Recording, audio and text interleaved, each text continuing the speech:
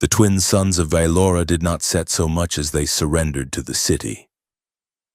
The capital was a sprawling miracle of biology and engineering, a place where the architecture did not merely house the population but breathed with them.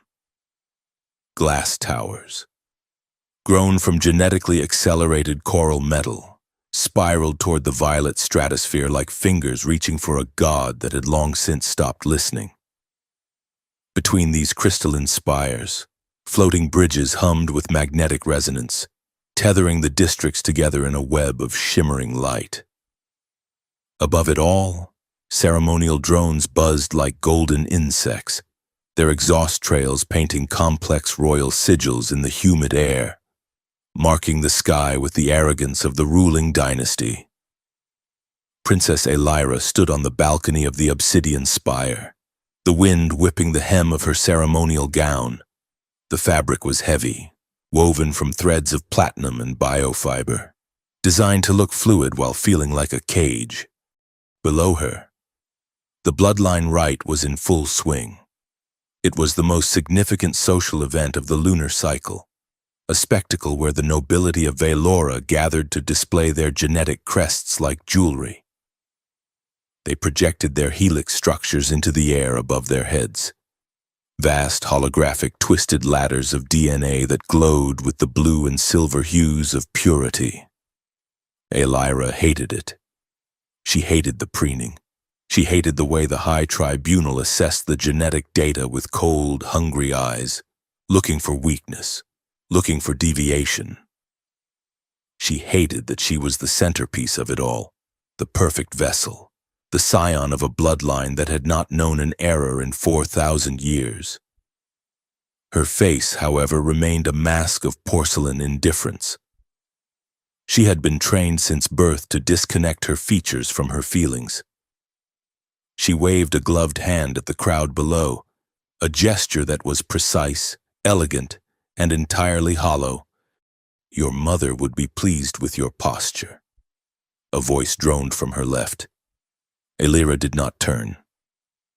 She knew it was High Counselor Vrax, a man whose skin had been smoothed by so many regeneration treatments that he looked like an unbaked loaf of bread. "My mother would be pleased if I dissolved into pure data and uploaded myself to the archive," Elira replied, her voice soft enough that only Vrax could hear. "Then I would be perfect forever." "Perfection is the burden we bear for stability," Vrax said, missing the sarcasm entirely. "The galaxy is a chaotic place, Highness. We are the anchor." Elira looked away from the display of eugenic vanity and scanned the lower tiers of the plaza. That was where the off-worlders stood, the envoys and traders who were allowed to witness the grandeur of Vailora but were forbidden from touching anything of value. That was where she saw him. Kieran was leaning against a pillar of white marble, looking entirely too comfortable for a human surrounded by armed guards and genetic supremacists. He was wearing the drab utilitarian gray of the neutral trade guild, a stark contrast to the iridescent silks of the Vailoran court. He was not projecting a genetic crest. Instead, he was peeling a piece of local fruit with a small pocket knife, watching the proceedings with the expression of a man watching a very expensive, very boring play. He looked up, as if he felt her gaze dragging across the distance. He did not bow. He did not avert his eyes. He winked. Elira felt a jolt of shock that was almost painful. No one winked at the princess. It was not just rude. It was biologically informal. She stiffened, turning back to the ceremony, but the image of his crooked, unimpressed smile burned in her mind like a solar flare. 2 days later, the formal introductions were held in the Hall of Whispers, a chamber designed to amplify the voice of the regent while dampening the objections of everyone else. Kieran stood before the throne, flanked by 2 of his guild superiors. He was introduced as a senior translator and cultural envoy, a specialist in archaic dialects and negotiation syntax. Elira sat to the right of her father's empty throne. The regent was currently in deep sleep rejuvenation. and watched the human work. He was good. She had to give him that. He navigated the treacherous currents of Valoran etiquette with a fluid grace, sidestepping insults and turning demands into compromises. He spoke the high tongue with a slight, rough accent that made the liquid vowels sound grounded, earthy. The high priest was currently droning on about the sanctity of the orbital blockade, a speech he had given 6 times in the last month. He paused for effect, raising his arms to the ceiling, waiting for the customary hum of approval from the court. The silence stretched a second too long. "I think his battery might have died," Kieran whispered to his colleague. The acoustics of the Hall of Whispers were treacherous. The comment, meant to be a private aside, drifted up toward the dais with perfect clarity. The court froze. The high priest lowered his arms slowly, his face turning a shade of purple that clashed violently with his robes. Elira felt the laughter bubble up in her throat, sudden and violent. It was such a stupid, petty joke, but the sheer absurdity of it in this cathedral of self-importance struck her defenses hard. She pressed her lips together, her shoulders shaking with the effort of suppression. She coughed, turning the laugh into a delicate clearing of her throat, but her eyes watered. She looked at Kieran. He was biting his lip, looking at his boots, but she could see the mirth dancing in his eyes. He wasn't sorry. He was just trying not to get executed. For the first time in years, the ice around Elira's heart cracked. She felt warm. "I require the services of the guild translator." Elira spoke the words to her personal guard the next morning, keeping her voice flat and authoritative. "The excavation team in the northern wastes has recovered a diplomatic relic from the First Dynasty. The dialect is obscure. The human seems capable." It was a flimsy excuse. The Royal Archive had algorithms that could decode the dialect in seconds. But Elira wanted to see the man who had almost made her laugh in the Hall of Whispers. Kieran arrived at her private study an hour later. The room was a sanctuary of light, with walls made of transparency glass overlooking the suspended gardens. He bowed, low and respectful. But when he straightened up, that same easy smile was tugging at the corner of his mouth. "Your Highness," he said, "I was told there is an emergency involving a dusty rock." "A diplomatic relic," Elira corrected, gesturing to the obsidian sphere resting on her desk. "And it is not a rock. It is a data cache from the era of the unification." Kieran stepped forward, his hands clasped behind his back. He circled the desk, looking at the object. But Elira noticed he was looking at her just as much. "Of course," he said. "My apologies to the rock. What do you need me to do?" "Translate it," she said. "Manually. The automated systems miss the nuance." Kieran looked at her, and she knew that he knew she was lying. The realization sent a thrill of danger down her spine. "Nuance," Kieran repeated. "Right. Well, I am a big fan of nuance. Shall we begin?" They spent the next 4 hours working on a translation that should have taken 20 minutes. Kieran sat on the floor, surrounded by holographic projections of ancient syntax. While Elira paced the room, they argued over verbs. They debated the cultural context of the word surrender versus harmony. "You have a reckless mouth, envoy," Elira said after he suggested that the First Dynasty Emperor sounded like a petulant child. "And you have a terrifying glare." "Your Grace," Kieran retorted, not looking up from the hologram. "I feel like I am being dissected by a laser every time I disagree with you." "Your terrifying grace," Elira mused, testing the sound of it. "I like it. It sounds efficient." "It suits you," Kieran said. He deactivated the hologram and looked up at her. The playfulness in his face softened into something more thoughtful. But I do not think it is the whole story. Elira stopped pacing. The air in the room felt suddenly thin. You are here to translate the relic, Kieran, not the princess. We are done with the relic, Kieran said, tapping the sphere. It is a grocery list, literally. It is a manifest for grain shipments. Elira felt a blush heat her neck. Oh. But, Kieran added quickly, standing up, it is a very poetic grocery list. The nuance was definitely critical. He was saving her pride. He was lying to protect her dignity.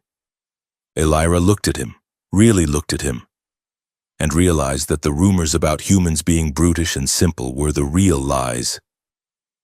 Over the next 2 weeks, the translation project expanded. Elira found other artifacts, other documents, other reasons to summon him.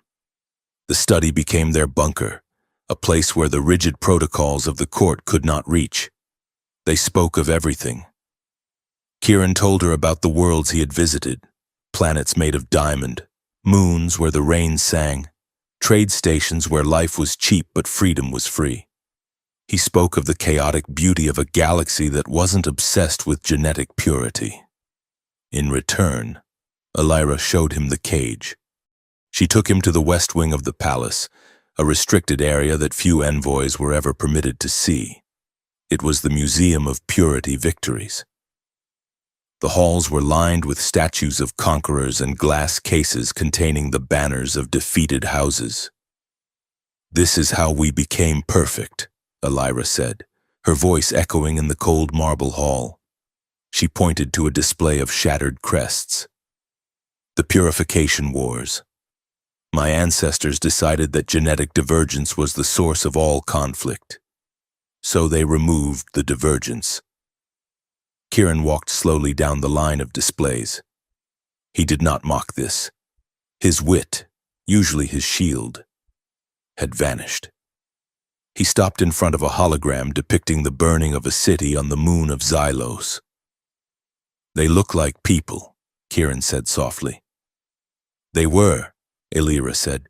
They were just messy people, illogical, emotional. My father calls them the drafts. He says you have to burn the rough drafts to get the masterpiece. Kieran turned to face her. His eyes were dark, filled with a sadness that surprised her.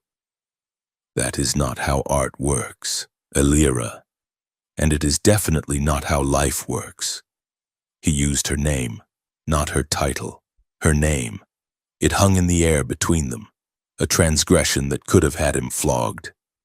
But Elira did not call the guards. She stepped closer to him.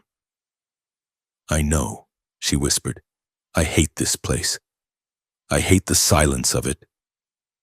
Kieran looked at the burning city one last time, then bowed his head. It was a gesture of genuine mourning, a respect for the dead that her own people never showed. They only celebrated the victory. Kieran mourned the cost. In that moment, the envoy became something else to her. He became the only real thing in a world of holograms. The shift from intellectual curiosity to dangerous desire happened in the Arboretum. It was late evening.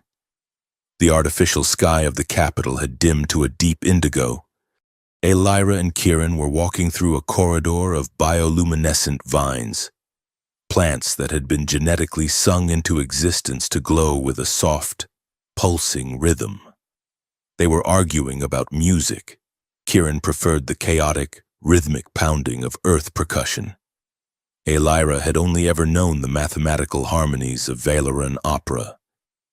You cannot dance to math, Kieran insisted, his hands moving as he spoke. You have to feel it in your chest. It has to be a little bit out of control. Control is the point, Elira countered, though her heart was beating a rhythm that was decidedly unmathematical. If you lose control, you make mistakes. Mistakes are how you learn, Kieran said. He stopped walking and turned to her. The corridor was narrow here, the glowing vines pressing in close, casting shifting shadows across his face. If you never miss a step, you never learn how to recover. He was standing too close. The distance between them was less than a breath. Elira could smell the scent of him, soap, old paper, and something warm and biological that made her knees feel weak. She looked up at him, her composure fracturing like ice under pressure. She wanted to reach out and touch the rough stubble on his jaw. She wanted to know if his skin felt as warm as it looked. The desire was a physical ache, a hunger she had never been allowed to acknowledge. "I am not allowed to make mistakes, Kieran," she said, her voice trembling. "I am the heir. I am the standard." "You are lonely," Kieran said. It wasn't an accusation. It was a gentle observation. "I see it in the way you hold yourself. You are tired of being worshipped." "Yes," she confessed, the words slipping out before she could catch it. "I am tired of everyone looking at the genetic crest above my head and never seeing the woman beneath it." Kieran raised his hand. For a second, she thought he was going to touch her face. Her breath hitched. His fingers hovered inches from her cheek, creating a magnetic tension that made the air sizzle. "I see you," he whispered. "You are terrifying, and brilliant, and sad." Elira leaned into his hand, closing the gap. A sound of rustling fabric shattered the moment. They sprang apart. At the end of the corridor, a palace attendant, a junior scribe in gray robes, stood frozen, eyes wide. The scribe bowed hastily and scurried away, disappearing around the bend. "That is a problem," Kieran said, his voice dropping to a low, serious register. "Rumors travel faster than light in this palace," Elira said, smoothing her gown with shaking hands. "We need to be careful." "I should go," Kieran said, "before I get you in trouble." "Kieran," she said, stopping him. He turned back. "I am not sorry." He looked at her, and the smile returned, fainter this time, but real. "Neither am I, Your Grace." The grand gala of the Twin Moons arrived 3 days later. It was an event of suffocating opulence. The great hall was filled with 2,000 dignitaries, the air thick with perfume and the hum of anti-gravity platters serving delicacies from a dozen worlds. The high tribunal sat on a raised dais, a row of judges in crimson robes who watched the festivities with the enthusiasm of vultures circling a dying animal. Elira sat in her place of honor, her spine rigid. She wore a gown of woven glass that refracted the light into rainbows, making her look ethereal and untouchable. But inside, her stomach was a knot of anxiety. The rumors had spread. She could feel the eyes on her. She could hear the whispers behind the fans and the wine glasses. The princess and the primitive, the heir and the human. Kieran was there, standing near the back with the other guild representatives.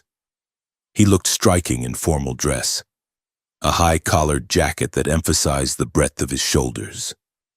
He caught her eye across the room and gave a microscopic nod. "Steady." The music stopped. The High Regent's proxy, Councillor Vrax, stood up and tapped his staff of office against the floor. The sound rang out like a gunshot. "Tonight," Vrax announced, his voice amplified by the room's acoustics, "we celebrate the purity of our lineage. We honor the sanctity of the blood that binds us." A ripple of applause went through the room. "However," Vrax continued, his eyes scanning the crowd and landing, with predatory precision, on the cluster of off-worlders. "We have received disturbing reports of contamination close to the throne." Elira's blood ran cold. She gripped the arms of her throne. "In the interest of transparency," Vrax said, smiling a smile that did not reach his dead eyes, "the High Tribunal requests that the envoy known as Kieran submit to a courtesy scan to confirm his safe lineage and ensure he carries no biohazards that could threaten Her Highness. It was a trap." A public humiliation designed to remind everyone that humans were dirty, dangerous things. The room went silent. All eyes turned to Kieran. Two guards stepped forward, flanked by a genetic seer, a woman wearing a visor that glowed with analytical data. She held a handheld scanner, a device that looked like a jagged shard of chrome. "Step forward, envoy," the seer commanded. Kieran stood still. He did not move. He did not smile. His face had gone pale, losing all of its usual warmth. "Kieran?" Elira whispered, the sound lost in the silence of the hall. He hesitated. It was a hesitation that lasted 3 seconds, but it felt like an eternity. It was the hesitation of a man who knows the gun is loaded. "I am a citizen of the Neutral Guild," Kieran said, his voice steady but tight. "My medical records are on file. This is unnecessary." "If you have nothing to hide," Vrax called out from the dais, "then you have nothing to fear. Scan him." The guards grabbed Kieran's arms. He struggled, just for a moment, a flash of panic in his eyes that Elira had never seen before. Then he went still, forcing himself to submit. The seer jammed the device against Kieran's neck. The machine hummed, a low, inquisitive note. Then it shrieked. The holographic display above the seer didn't turn green for safe. It didn't turn red for hazard. It exploded into a violet brilliance, projecting a complex, twisting sigil that Elira had only ever seen in the forbidden history books. The crowd gasped, a collective intake of breath that sucked the oxygen out of the room. "Impossible," the seer muttered, looking at the data scrolling frantically down her visor. "Sealed anomalies, hybrid-coded markers. This is not a human signature." She looked up at the tribunal, her voice trembling with the magnitude of the heresy. "He carries the crest of the dusk. He is of the Forbidden Dynasty." The court exploded into chaos. Nobles screamed. Guards drew energy lances. The music of the gala was replaced by the roar of betrayal. "Seize him!" Vrax roared, pointing a trembling finger. "He is an infiltrator, a blood thief." The guard slammed Kieran to his knees. He gasped as the impact hit the marble floor, but he didn't fight back. He looked up, his eyes finding Elira's through the chaos. Elira moved before she thought. She launched herself from her throne, her glass gown chiming like bells as she ran down the steps of the dais. "Stop!" she commanded. She threw herself between Kieran and the energy lances, spreading her arms wide. The guards skidded to a halt, uncertain, their weapons wavering. "You did not aim a weapon at the air." "Elira, move!" Vrax shouted, descending the stairs. "He has lied to us. He has polluted the royal presence with false blood." "He is a diplomat under my protection," Elira shouted back, her voice ringing with a fury she didn't know she possessed.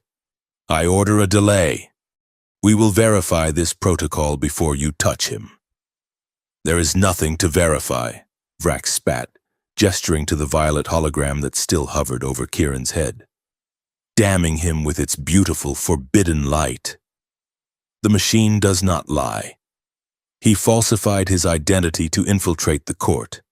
By the blood law of the founding, this is an act of biological warfare."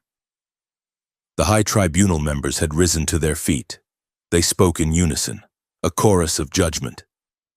"The sentence is mandatory," they intoned. "He must be executed at the next twin moon rise."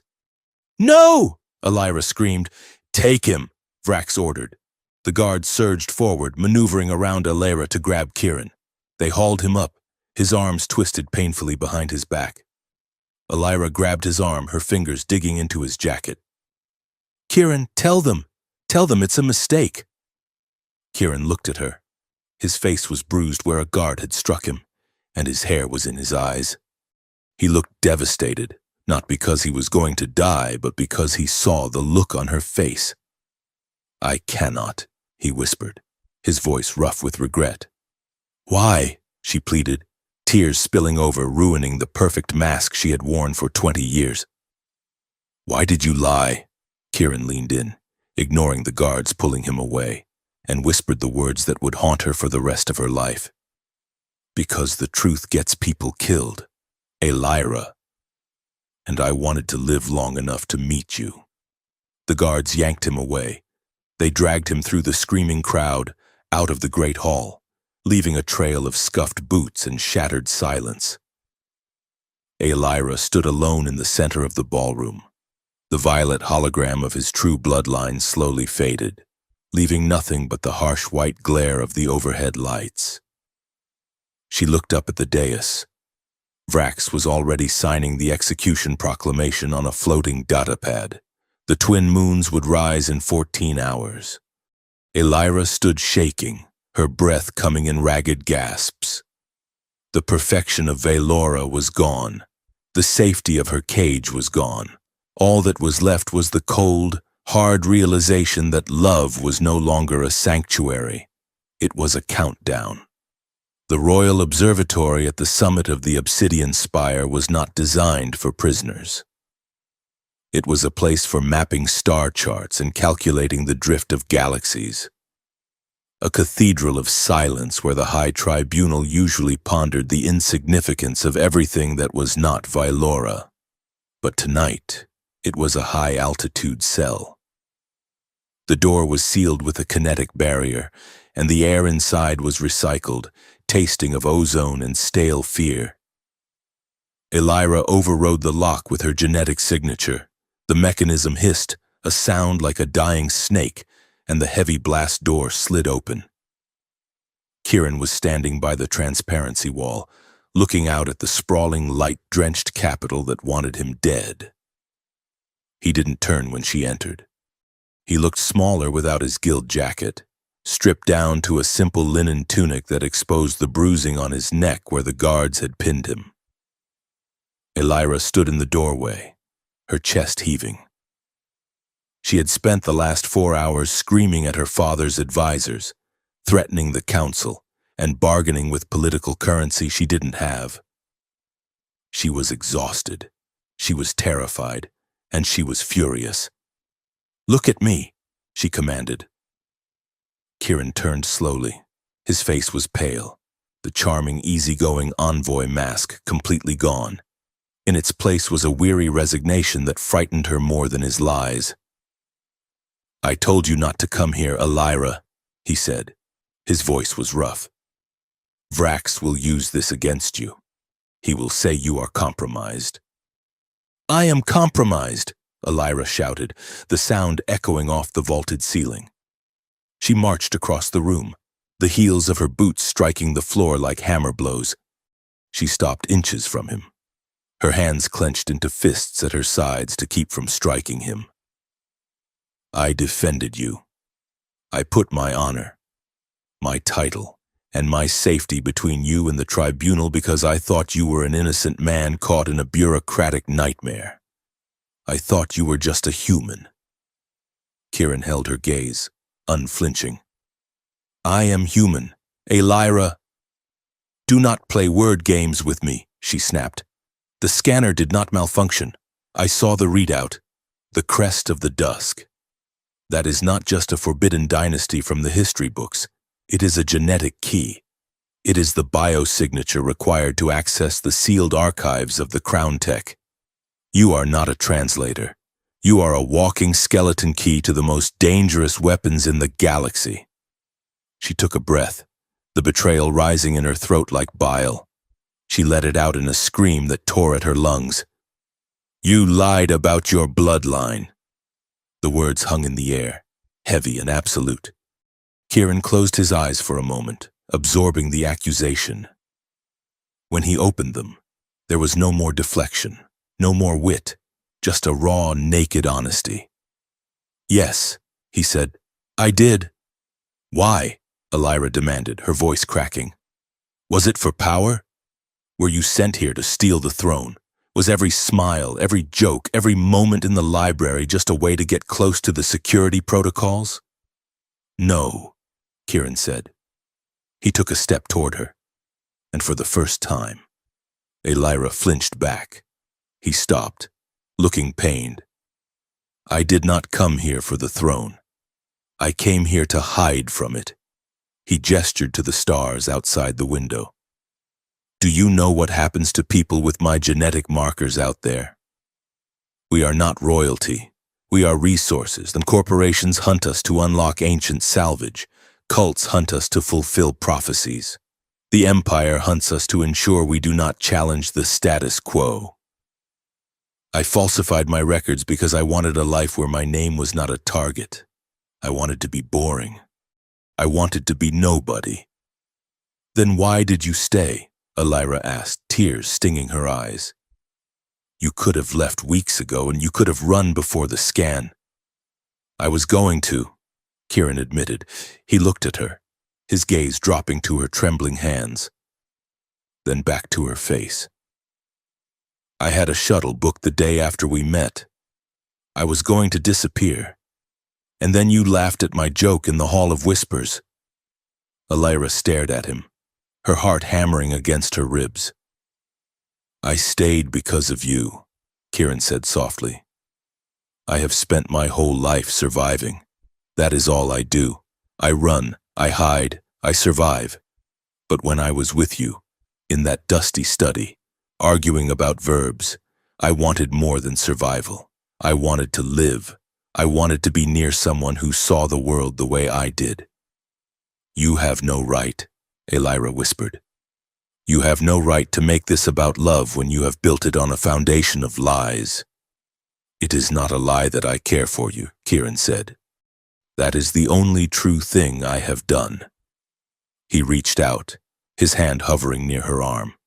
Elira knew she should pull away. She should call the guards. She should let the law take its course. But her body betrayed her. The anger that had been fueling her was dissolving into something hot and shaking and dangerous. She stepped into his space, grabbing the front of his tunic, intending to shove him away. Instead, she pulled him closer. It was a collision, not an embrace. Elira buried her face in his chest, hitting him with a frustration that was barely contained.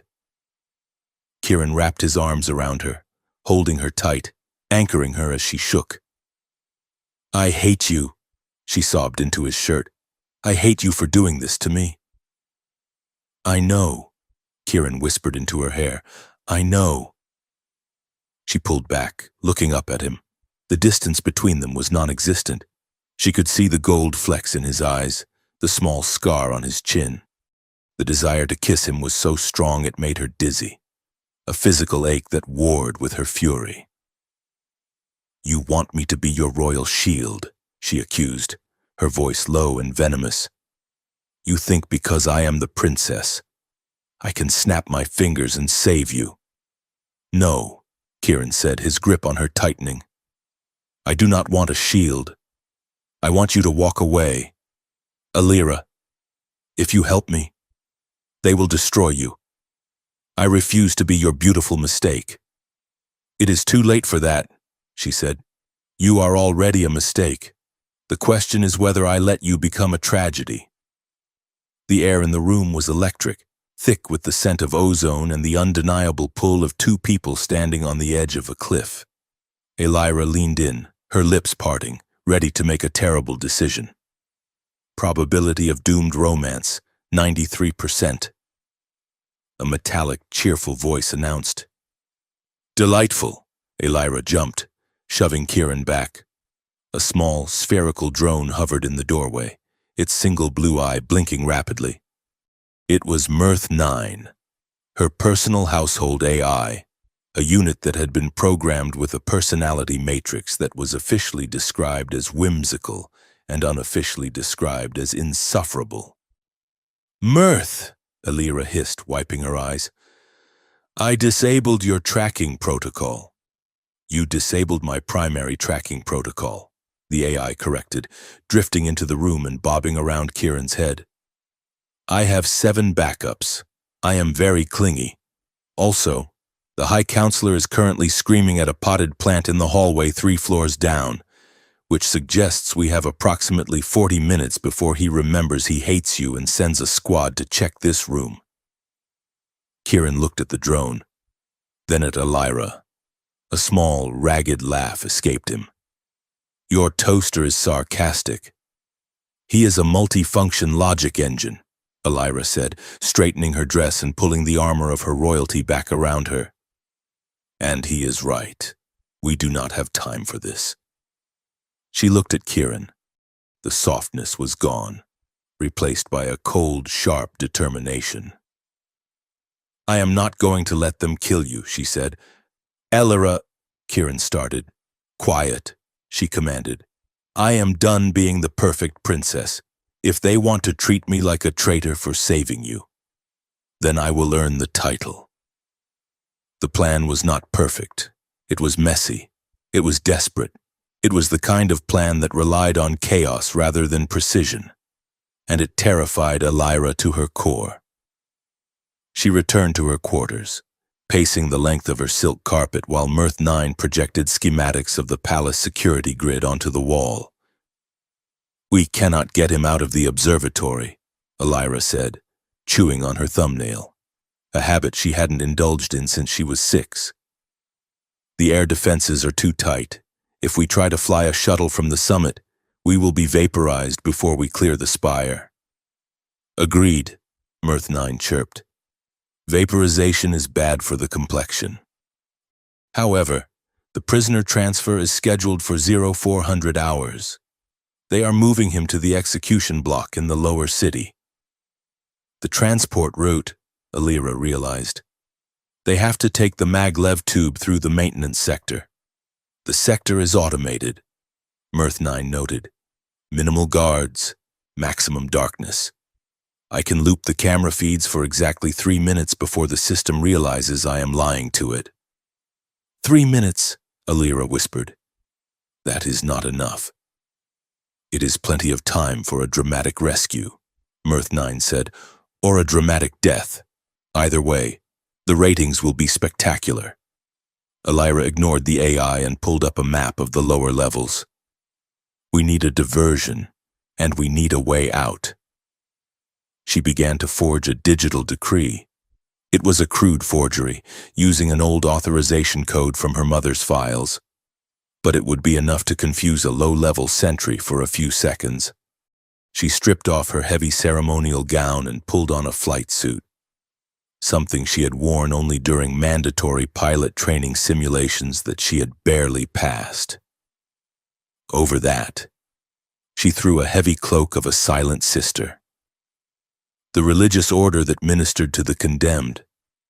I need to see him one last time before the transfer, Elira said. I need to give him the signal.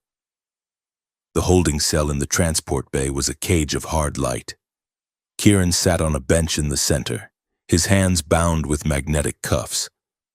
The air around him shimmered with the energy field that kept him contained. Elira approached the cell, her hood pulled low. The guards at the door, bored and tired, barely glanced at her. They saw the robes of the silent sister and assumed she was there to offer final rites. They waved her through. She stood before the force field. The hum of the energy barrier was loud, a constant angry buzz. Kieran looked up. He didn't recognize her at first, but then she tilted her head, and he saw her eyes beneath the hood. He stood up and walked to the edge of the barrier. Sister, he said, playing along, though his voice was thick with worry. The spirits are restless tonight, Elira said, her voice low. She reached into her sleeve and tapped a sequence onto the control pad on her wrist, syncing it with the timer Mirth 9 had set.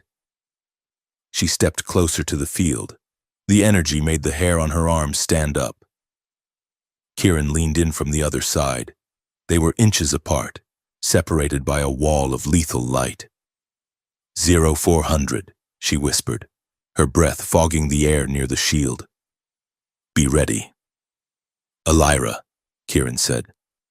He pressed his forehead against the air just millimeters from the field, as if trying to push his thoughts through the barrier. You are terrified. Yes, she admitted. I am. Why are you doing this? He asked. You could walk away, you could let me go. I told you, she whispered, tears pricking her eyes again. I am tired of the lies. I want the truth, even if it hurts. The truth is, Kieran said, his voice dropping to a prayer, you are going to ruin your life for me. Then make it worth it, she said fiercely. She pressed her forehead toward his, separated by the humming wall. It was the closest they had ever been, and yet they couldn't touch. It was an intimacy that burned. Kieran, she breathed. Elira, he replied, and it sounded like an apology. It sounded like a vow. She turned and walked away before her courage could break. The transfer began exactly on schedule. A squad of 6 royal guards flanked Kieran as they marched him down the long industrial corridor toward the maglev station. The lights were dim, flickering with the uneven power of the lower levels. Elira was waiting in the shadows of a ventilation alcove. She held a sphere in her hand, a pulse vine seed, a piece of aggressive bioweaponry she had stolen from the Arboretum's restricted section. As the squad passed her position, she threw the seed. It struck the floor in the center of the formation and exploded instantly. Thick, writhing vines of rapid growth polymer erupted from the impact point, lashing out like tentacles. They wrapped around the guards, binding their arms and legs, clogging their weapons. Ambush! One of the guards screamed, struggling against the green chokehold. Elira sprinted from the shadows. She held a stun baton she had taken from the armory. She didn't know how to fight, but she knew where to hit. She swung the baton at the nearest guard who was trying to cut himself free, striking him in the helmet. He went down. Kieran was already moving. He kicked the legs out from under the guard holding his tether, spun around, and used the guard's own knife to short out his magnetic cuffs. Run! Elira shouted, grabbing his hand. They bolted toward the maintenance tunnels, a labyrinth of pipes and steam vents that ran beneath the palace. Mirth 9 had highlighted the route on Elira's visor. Left! The AI shouted in her ear. Turn left! No, the other left! They skidded around a corner, boots slamming on the metal grating. Behind them, alarms began to blare, a wailing siren that signaled a royal breach. The service hatch is ahead, Kieran yelled, taking the lead. We can cut through to the old hangar bay. They reached the heavy circular hatch. Kieran spun the wheel, his muscles straining. The metal groaned and swung open. He stepped through and froze. The tunnel beyond was not empty. It was filled with a grid of red laser lines, a lattice of high-explosive tripwires. And waiting at the far end, behind the deadly web, was a squad of elite shock troopers. Surprise! A voice amplified over the speakers said. It was Vrax. Did you really think we would not anticipate a romantic gesture, Princess? It's a trap, Kieran said, backing up, pushing Elira behind him. They knew. Of course they knew, Elira said, her mind racing. They know I am predictable. They know I follow the path of least resistance. She looked at the walls. They were lined with pressurized steam pipes. So let us be unpredictable, she said. She raised her stun baton and smashed the pressure valve next to her head. A jet of superheated steam exploded into the corridor, filling the space with a blinding white fog. The shock troopers shouted in confusion, their laser sights scattering in the mist. Go back! Elira screamed, dragging Kieran away from the hatch. We have to find another way. Where? Kieran coughed, waving the steam away. Every exit will be blocked. Not every exit, Mirth 9's voice crackled. My sensors detect a dormant power signature in Sector 7. It is off the grid. It is old. Show me, Elira commanded. They ran blindly through the steam, doubling back into the depths of the Undercity. They scrambled down ladders, splashed through drainage canals, and forced open rusted doors that hadn't moved in centuries. They burst into a vast vaulted chamber that smelled of ancient dust and sleeping power. In the center of the chamber, tangled in the roots of the city's coral foundation, was a ship. It did not look like the sleek chrome interceptors of the royal fleet. It looked like a black orchid made of obsidian and velvet. Its hull was curved and organic, pulsing with a faint rhythmic violet light. It was beautiful, and it was terrifying. The sable bloom, Kieran whispered, staring at it. I thought it was a myth, the living ship of the first dynasty. It is not a myth, Mirth 9 said, buzzing out of Aelira's pocket and flying toward the ship. It is a very grumpy biological interface. Hello, beautiful, wake up. The drone landed on the hull. The ship shuddered. The violet lights flared brighter, and a low hum vibrated through the floor plates. They are coming, Kieran shouted, pointing to the door they had just come through. The heavy thud of armored boots echoed down the corridor. Get in, Aelira yelled. The ship's ramp didn't lower so much as it unfurled like a petal. They scrambled up the textured ramp and into a cockpit that looked more like the inside of a heart than a control room. There were no buttons, only depressions in the biogel console. I do not know how to fly this, Aelira panicked, staring at the strange controls. It is psi-responsive, Kieran said, strapping himself into the co-pilot seat. It reacts to intent. You do not steer it. Aelira, you ask it to move. That is ridiculous, she shouted. A laser bolt struck the hull outside, shaking the ship. Ask it nicely, Mirth 9 suggested, plugging himself into a data port. I am currently flirting with the navigation subroutine, and she is playing hard to get. Aelira placed her hands on the warm, pulsing gel. She closed her eyes. She didn't think about coordinates or vectors. She thought about a way. She thought about the sky. She thought about burning the cage, fly. She thought screamingly. The sable bloom roared, a sound that was half engine, half animal scream. The ship tore free from the roots holding it, shattering the roof of the hidden hangar. They blasted upward, smashing through the lower levels of the city, erupting into the night sky in a shower of debris and dust. We are airborne, Kieran yelled, checking the sensors. Royal interceptors are locking on, 3 of them at 6 o'clock. Aelira grabbed the controls, or rather the fleshy ridges that served as controls. The ship lurched violently to the left, narrowly missing a spire. You are flying like a drunk brick, Kieran shouted, though his voice was steady.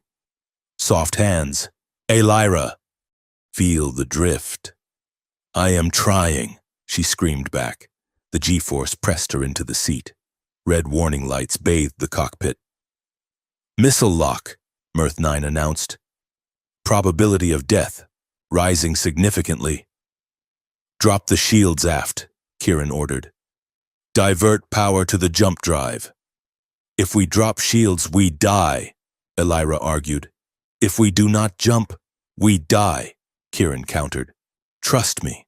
Aelira looked at him. In the chaos of the cockpit, with alarms blaring and the sky full of fire, he looked completely calm. He was in his element. Do it, Mirth, she ordered. The shields dropped. The ship shuddered as a laser grazed the hull.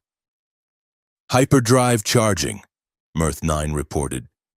The ship says she is hungry. I think that means we are good. Punch it, Kieran yelled. Aelira pushed her will into the ship. Go. The stars outside the viewport stretched into long streaks of white fire. The city of Vaelora, with its glass towers and its bloodline rites, vanished in a heartbeat.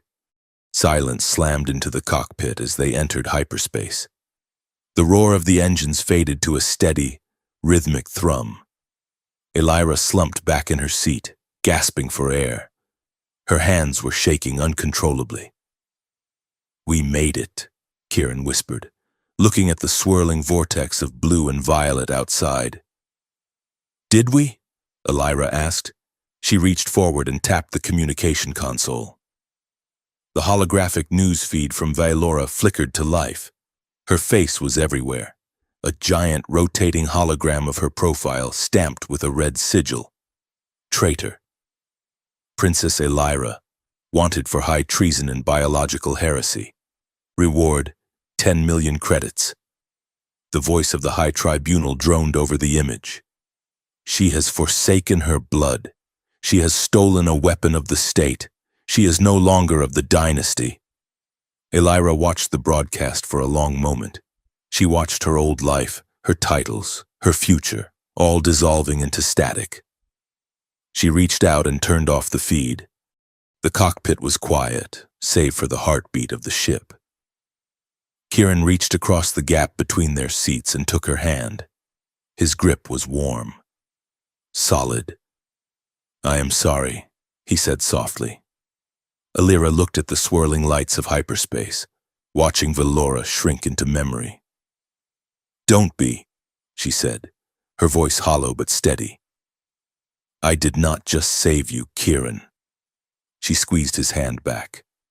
"I burned it down," she whispered. "I burned it all down." She looked at him, and for the first time, she wasn't the princess. She was just Elira, and she was terrified, and she was free. The Sable Bloom was not merely a ship, it was a judgmental roommate with control over the architecture. Elira discovered this 3 days into their exile, somewhere in the drift between the Vorian sector and the Rim. She was trying to reach the bridge to check the navigation logs, but the corridor kept stretching. Every time she took 10 steps forward, the bioluminescent bulkhead seemed to elongate, pushing the door further away. The floor, a textured surface that felt like hardened muscle, hummed with a low, stubborn vibration. "This is ridiculous," Elira muttered, stopping to glare at the wall. "I am the captain. Let me through." The ship did not respond. The hallway remained impossibly long. "She knows you are lying," Kieran said. Elira turned. Kieran was leaning against the doorframe of the galley, holding a pouch of synthesized protein paste. He looked tired.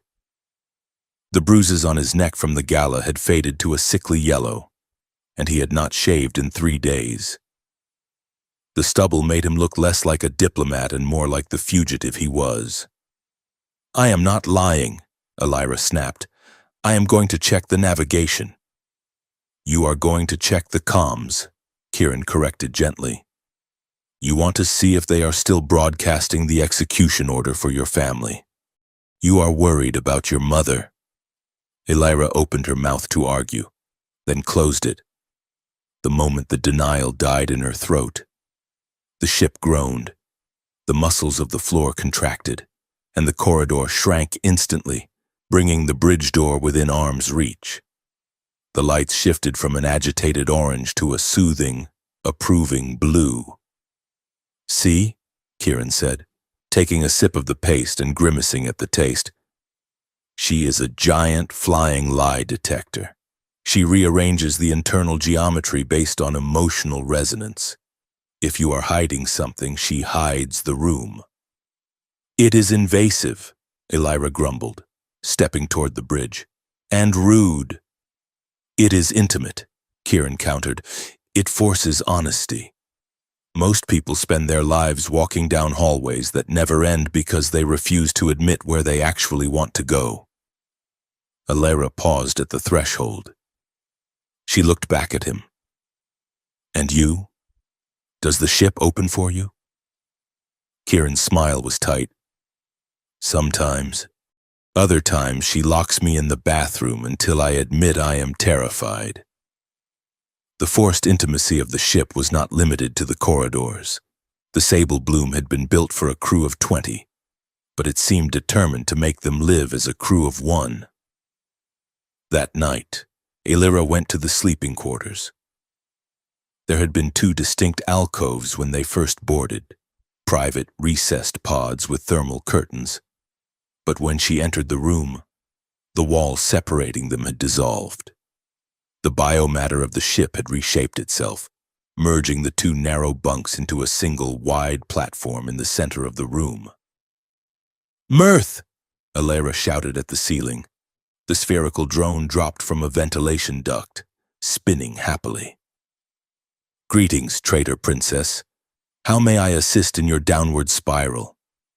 "Why is there only one bed?" Elira demanded, pointing at the platform. "The ship has detected a drop in ambient temperature in the life support systems," Mirth 9 explained, his voice aggressively cheerful. "To conserve energy, the Sable Bloom has consolidated thermal output zones. It is a survival protocol. Body heat is efficient. Thermodynamics, Your Highness. You cannot argue with physics." "I can argue with a ship that thinks it is a matchmaker," Elira said, her face heating up. "Restore the partition." "I am afraid I cannot override the ship's autonomic nervous system," Mirth 9 said. "Besides, my sensors indicate a 93% probability that you will both sleep better if you are within arm's reach. The cortisol levels in this room are high enough to power a small colony." Kieran walked in, a towel draped over his shoulder. He stopped, looked at the single bed, then looked at Elira. "Thermodynamics?" he asked. "Apparently," Elira said stiffly. "Right," Kieran said. He walked over to the bed, grabbed a pillow, and tossed it onto the floor. "I will sleep on the deck." "Do not be absurd," Elira said. "The floor is textured biomesh. It breathes. It will be like sleeping on a tongue." "I have slept on worse," Kieran said, sitting down on the floor and leaning back against the wall. "Get in the bed, Kieran," Elira commanded, using her royal voice. "That is an order." He looked up at her, eyebrows raised. "An order?" "We are partners," she said, flustered. "We need rest. The bed is large enough.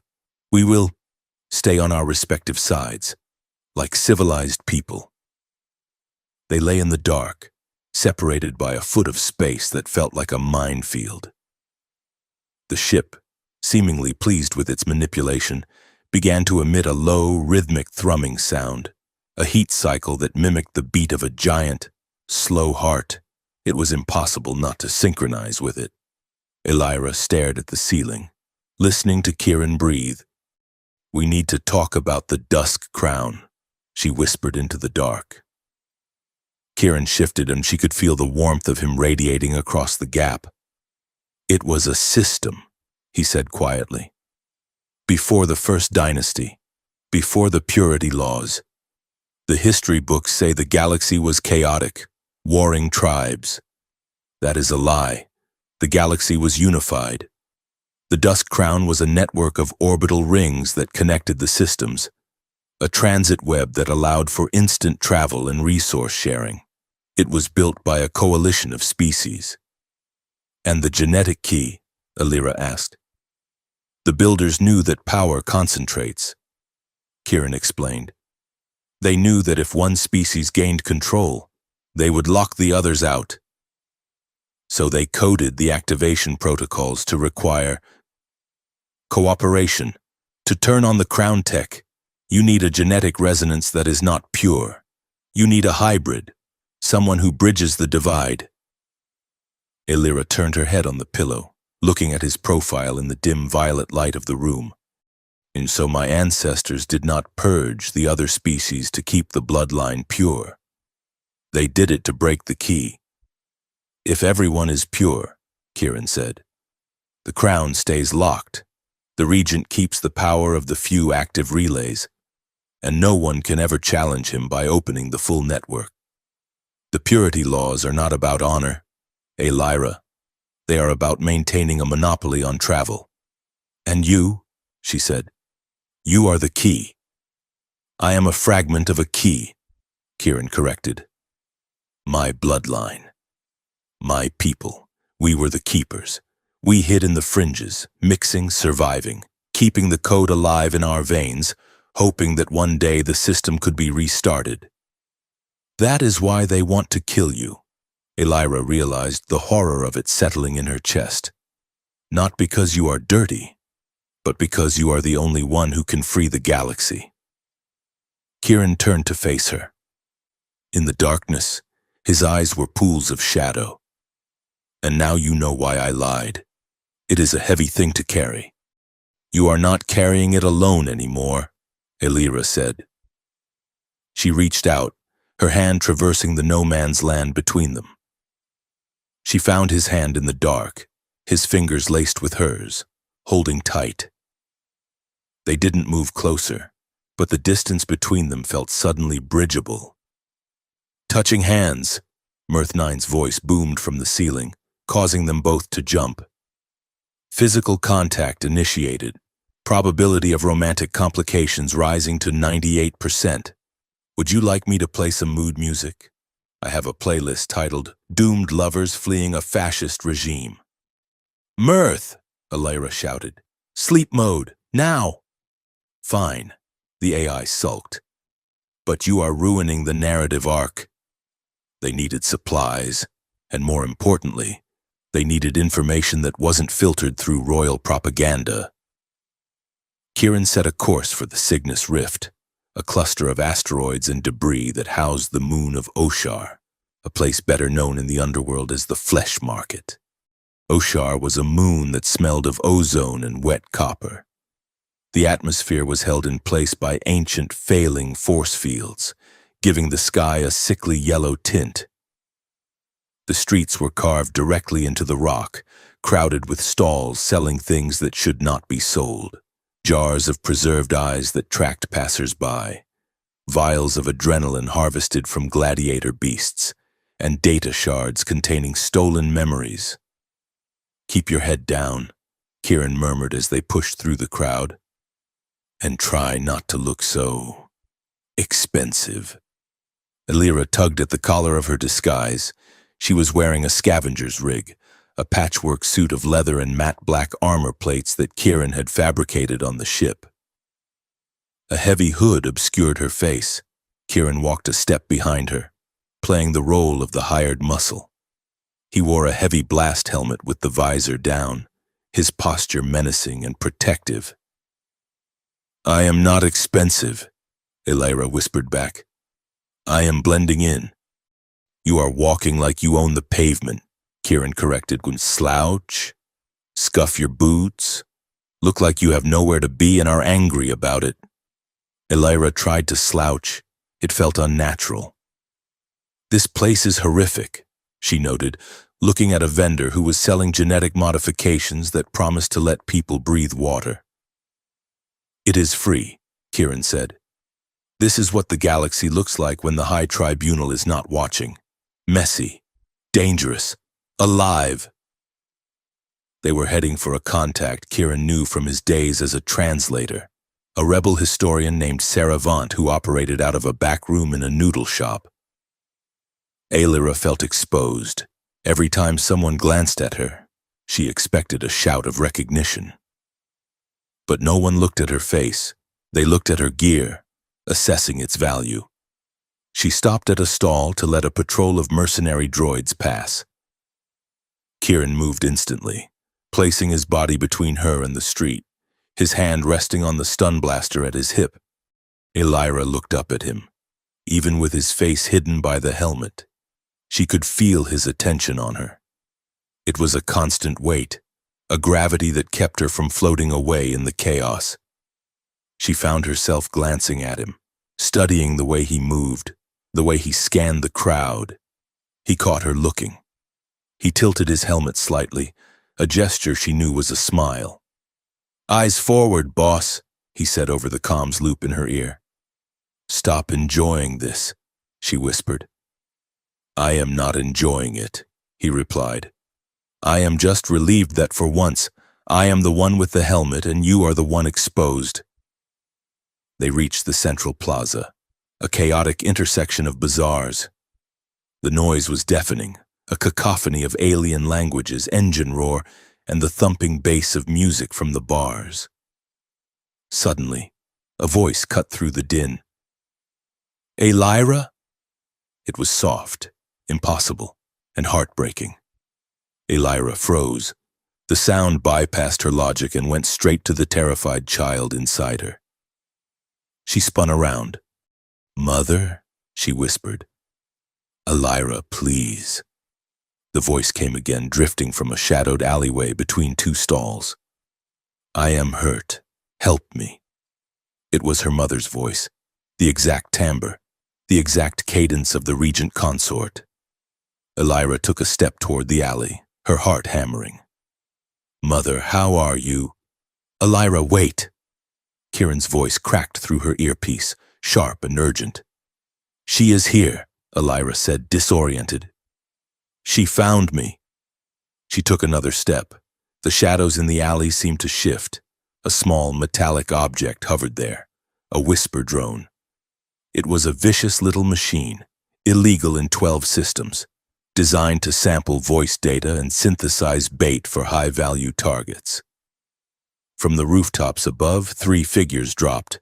They were sleek, faceless assassins in chroma suits that blended with the yellow smog.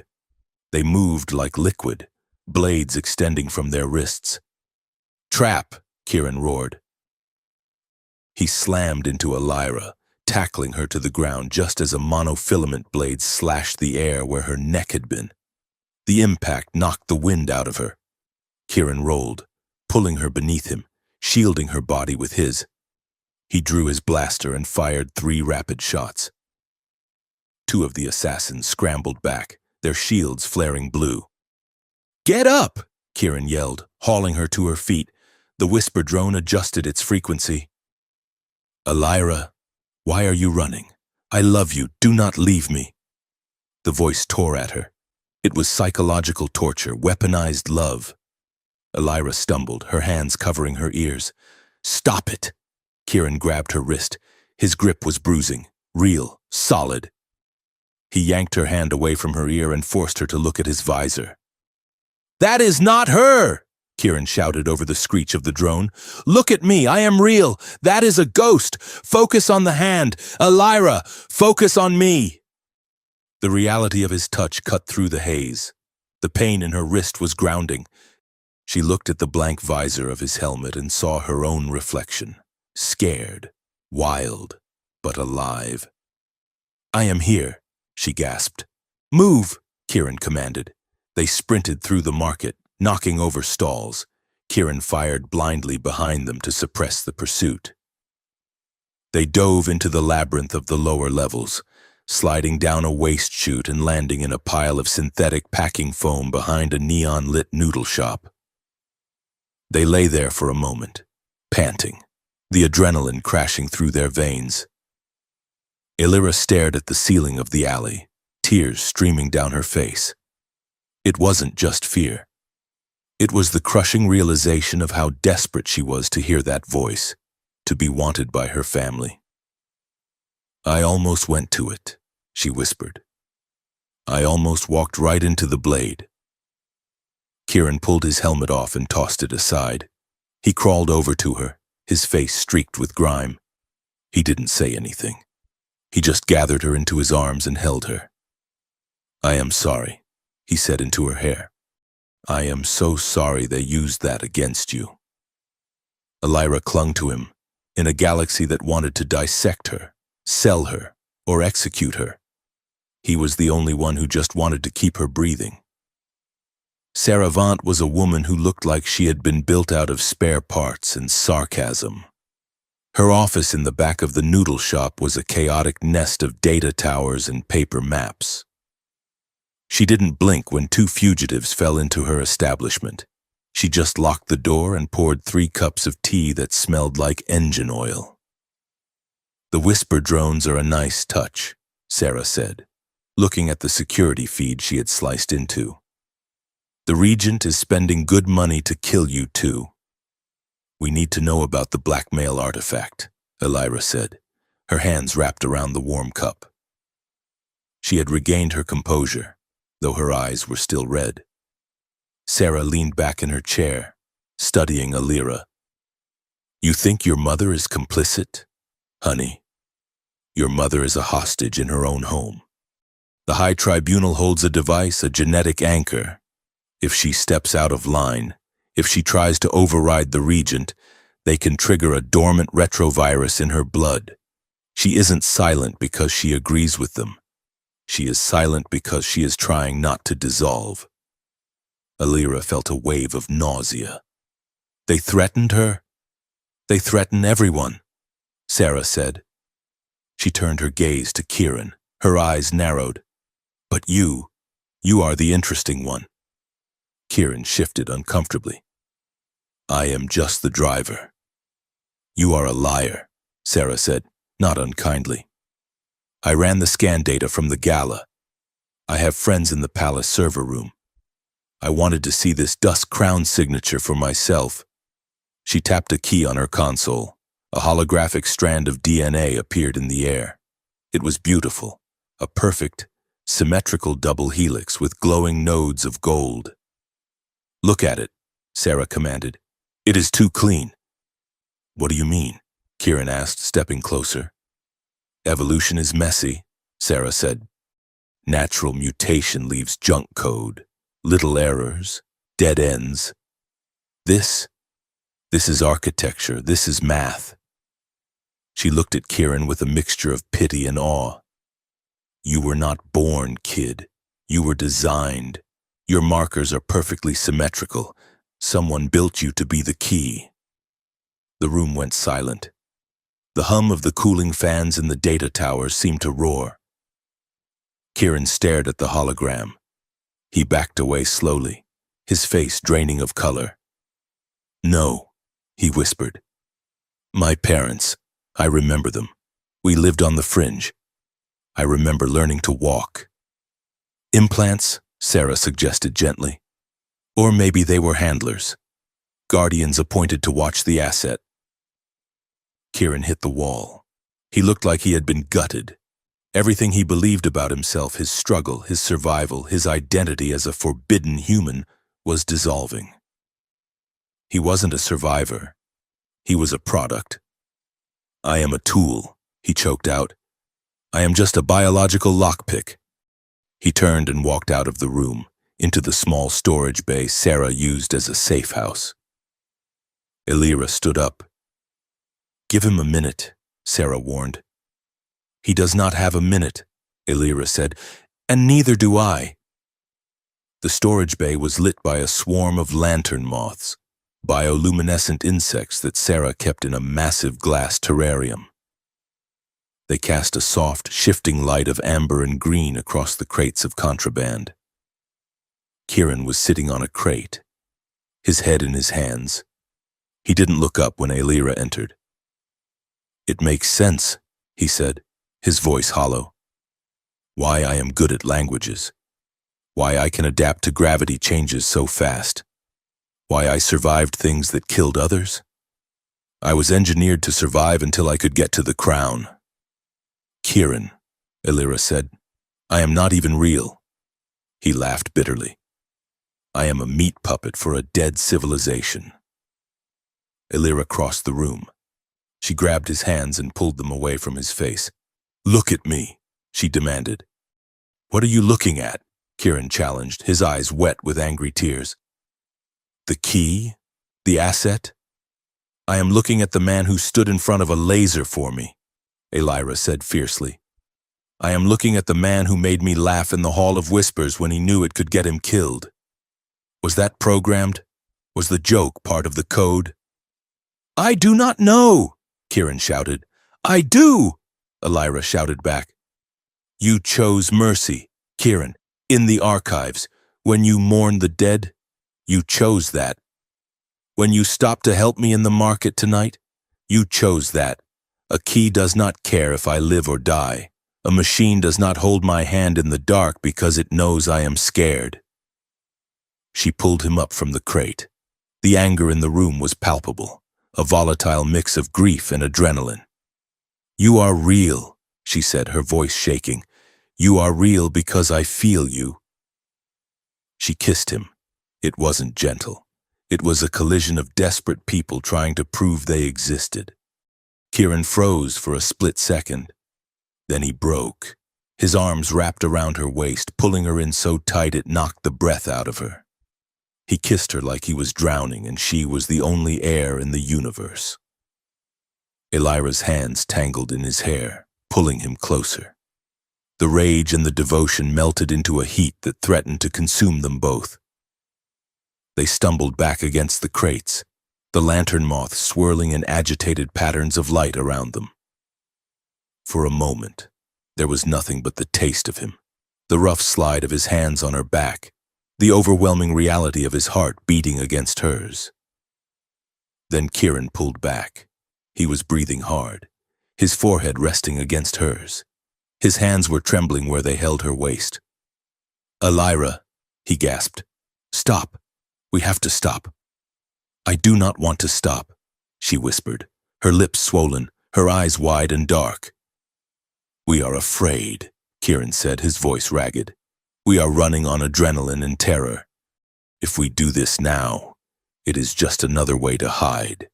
It is using each other to forget." He stepped back, putting a foot of space between them. He looked wrecked. He looked beautiful. "I want you," he said, and the raw honesty of it hit her harder than the kiss. "I want you so much it hurts. But not like this. Not as a distraction. When I touch you, I want it to be because we chose it. Full honesty, full consent. No secrets disguised as protection. No biology disguised as destiny." Elira stared at him, her chest heaving. She realized he was right. She realized that he was protecting her, even from himself. "Okay," she whispered. "Okay." She reached out and took his hand. He squeezed it. "So," she said, steadying her voice, "if you are the key, and I am the heir, then we are the only two people in the galaxy who can turn on the lights." Kieran finished. He wiped his face with his sleeve, the determination returning to his eyes. "We have to get to the Dusk Crown ruins, before the Regent does." "We are going to expose them," Elira said. "We are going to use the Crown tech to broadcast the truth to every screen in the Empire. We will show them the history they tried to erase." They returned to the Sable Bloom an hour later, loaded with supplies and a new nav chart Sarah had decrypted for them. As the ship lifted off from the moon, Mirth 9 projected the latest news feeds onto the cockpit glass. The images were side by side. On the left, the official Imperial broadcast showed a distorted image of Kieran, his face twisted into a snarl. "Wanted, the blood thief, genetic abomination, extreme caution." On the right, a grainy, unauthorized feed from a rebel station showed Elira in her street armor, her face hidden but her stance unmistakable. The first honest heir. She left the throne to find the truth. "Well," Kieran said, watching the feeds as they punched through the atmosphere. "They gave us cool nicknames." Elira watched the stars streak into lines of light as the hyperdrive engaged. "Let us go earn them," she said. The journey to the Dusk Crown was not a straight line. It was a jagged scar across the face of the sector, a desperate race through dead star temples and asteroid belts where gravity had been twisted into impossible knots by ancient weapons. The Sable Bloom moved through this celestial graveyard with a predator's grace. But inside the hull, the ship was becoming less of a vehicle and more of a confessional. The biomechanical vessel had fully awakened, and it had developed a rigid moral code regarding logistics. Elira stood before the door to the galley, her stomach growling. The door remained fused shut, the bioluminescent veins in the wall pulsing a stubborn, angry red. "Open," Elira commanded, tapping the control node. The ship did not budge. "She will not open it until you say it," Kieran called out from the cockpit, his voice amused. "Say what?" Elira snapped. "That I am hungry, that is obvious. That you are afraid we are going to die in the next sector," Kieran replied. "The ship senses the cortisol spike. She thinks you are repressing it, and she has decided that repressed captains do not get snacks." Elira glared at the ceiling. "I am not afraid of death. I am the heir to the Valoran throne. The lights dimmed further. The door seemed to solidify, the organic metal knitting tighter. Elira sighed, leaning her forehead against the cool bulkhead. Fine. I am terrified that we are chasing a ghost story and that I have dragged you into a grave. The ship let out a satisfied purr. The red veins shifted to a soft, welcoming blue, and the door slid open with a wet hiss, revealing the nutrient dispensers. Lies were armor once, Kieran said softly as she walked into the cockpit with 2 ration bars. He was piloting the ship through a field of shattered moons, his hands dancing over the gel interface. In the palace, lies kept you safe. They kept you perfect. But out here, lies are just weight. If you carry too many, you sink. Elira handed him a bar. Truth gives you a direction, she murmured, repeating a phrase from the ancient texts she had once dismissed as poetry. But it also hurts. Most surgery does, Kieran said, taking the food. But it is better than the infection. Their destination was the Praxis 4 archive, a royal data satellite orbiting a brown dwarf star. It was a tomb of information, an automated library where the High Tribunal stored the original unedited edicts of the founding. If the truth about the Bloodline laws existed anywhere, it was there. The satellite looked like a silver needle floating in the crushing dark. It was surrounded by a cloud of sensor mines and automated turrets. Stealth mode engaged, Mirth 9 announced, his voice dropping to a theatrical whisper. I am a leaf on the wind. I am also hacking their toaster. We are invisible. Get us to the maintenance airlock, Elira ordered, strapping into the co-pilot seat. And keep the chatter to a minimum. Chatter is my primary function, Mirth 9 retorted. I am narrating our impending doom to keep morale high. Oh, look, a hunter-killer drone just missed us by 40 meters. Hilarious. Kieran guided the sable bloom into the satellite's blind spot, matching its rotation perfectly. The docking maneuver was a masterclass in precision. The ship latched onto the hull like a remora, sealing the connection without triggering a single alarm. They breached the airlock in silence. Elira wore her street armor, her movements sharp and practiced. Kieran was right behind her, checking the corners. They moved through the sterile white corridors of the archive, bypassing security grids that Mirth 9 disabled with gleeful efficiency.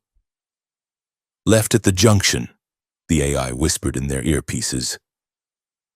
2 sentry bots are patrolling the right corridor. They are discussing the weather. Just kidding.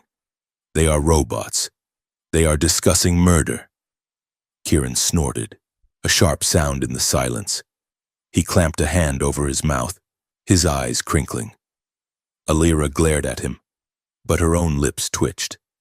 The tension was so high that the absurdity of the AI was the only thing keeping them from snapping. Focus, she hissed. They reached the central vault. It was a massive circular room, the walls lined with crystalline data shards that glowed with the memories of an empire. In the center stood a pedestal, bathing the room in cold light. Jack me in, Mirth 9 said. Elira plugged the drone into the console. Searching for the Bloodline edicts, founding era, year 0. A hologram materialized above the pedestal. It was a projection of the first regent, Elira's ancestor. He was speaking to a council of hooded figures. The treaty is signed, the hologram spoke, its voice tinny and distorted by time. The dust crown is sealed. To ensure peace, we shall rewrite the law. The key shall be broken. There, Kieran pointed. He admits it. He rewrote the law. Wait, Elira said, stepping closer to the light. Look at the schematic he is holding. The hologram displayed a diagram of the genetic lock that sealed the crown tech. It was a double helix. two strands of DNA winding around each other to form a perfect circuit. One strand is the dusk blood, Kieran said, tracing the golden line in the air. That is me. And the other strand, Aelira whispered, her blood running cold. Look at the marker sequence, Alpha Prime Royal. She looked at her own hand, then back at the hologram. The second strand was not generic. It was specific. It was the Valoran Royal line. The lock requires 2 signatures, she said, her voice trembling. One from the dusk, and one from the Regent's line. They did not just hunt your people, Kieran. They bound us together. The realization hit the room like a physical blow. I am the lock, Aelira breathed. And you are the key. The system requires a hybrid activation. It requires union. Kieran stared at the schematic. His face went slack. Our meeting, he said slowly. The way I was drawn to the capital. The way the artifacts responded to us when we were together in the study. It was not chance. It was engineering, Aelira said, feeling a wave of nausea. My ancestors designed this. They created a biological failsafe that would force our 2 bloodlines to find each other if the system ever needed to be reset. And us? Kieran asked, his voice hardening. What we feel, the banter, the connection? Is that real? Aelira? Or is it just pheromonal coding designed to make sure the key fits the lock? Do not say that, Aelira warned. Stepping back. Why not? Kieran demanded, turning to her. Saravant said I was built. Now we find out you were bred for the same purpose. We are not people. We are components. I am not a component. Aelira shouted. I chose to save you. Did you? Kieran countered, his eyes flashing with a cold, desperate anger. Or did your genetic imperative override your logic? Maybe you saved me because your biology knows I am the only way to turn on the machine. The accusation hung in the air, cruel and precise. Aelira looked at him, and for the first time since they fled Vaelora, she felt a chasm open between them that no amount of trust could bridge. She felt manipulated not just by the tribunal but by her own veins. She felt cheap. Grab the data, she said coldly, her voice devoid of emotion. We are leaving. They retreated to the ship in silence. They didn't look at each other. They didn't speak. The sable bloom, sensing the frost between them, kept the corridors straight and the lights dim, respecting the sudden, crushing distance. They were 3 hours out from the archive when the storm hit. It was not a storm of wind or rain. They had flown into the edge of a psychosocial anomaly known as the Weeping Nebula. It was a cloud of ionized gas that interacted with the neural pathways of sentient beings, amplifying memory and trauma into hallucination. Warning, Mirth 9 announced, his voice lacking its usual sarcasm. Psionic shear detected. Shields are ineffective against memory lightning and brace for psychological impact. A bolt of violet energy struck the hull. The cockpit vanished. Aelira was suddenly 6 years old. She was standing in the great hall, her knees bruised from kneeling on the marble. Her father, the regent, stood over her. He was holding her favorite toy, a small wooden bird carved by a servant. It is weak, the regent said, his voice booming like thunder. Attachment is a flaw. Aelira, if you love small things, you will make small decisions. He crushed the bird in his hand. Smile, he commanded. Little Aelira cried. I said smile, the regent roared. A queen does not weep. A queen smiles while others beg. Smile, or I will punish the servant who carved it. Aelira forced her lips into a rictus of a smile, her heart breaking, her soul freezing over. I will be perfect, she thought. I will never let them see me hurt. I will never love anything that can be broken. Alara, the voice came from nowhere. The scene shifted. Now she was Kieran. She was running through a forest of metal trees on a fringe world. She was 12. Her lungs were burning. Behind her, the heavy tramp of soldiers' boots. "Find the boy!" a voice shouted. "Secure the asset!" She felt Kieran's terror. It wasn't the fear of death. It was the fear of erasure. He scrambled into a drainage pipe, curling into a ball, holding his breath until his chest screamed. He repeated a mantra in his head. I am no one. I am dust.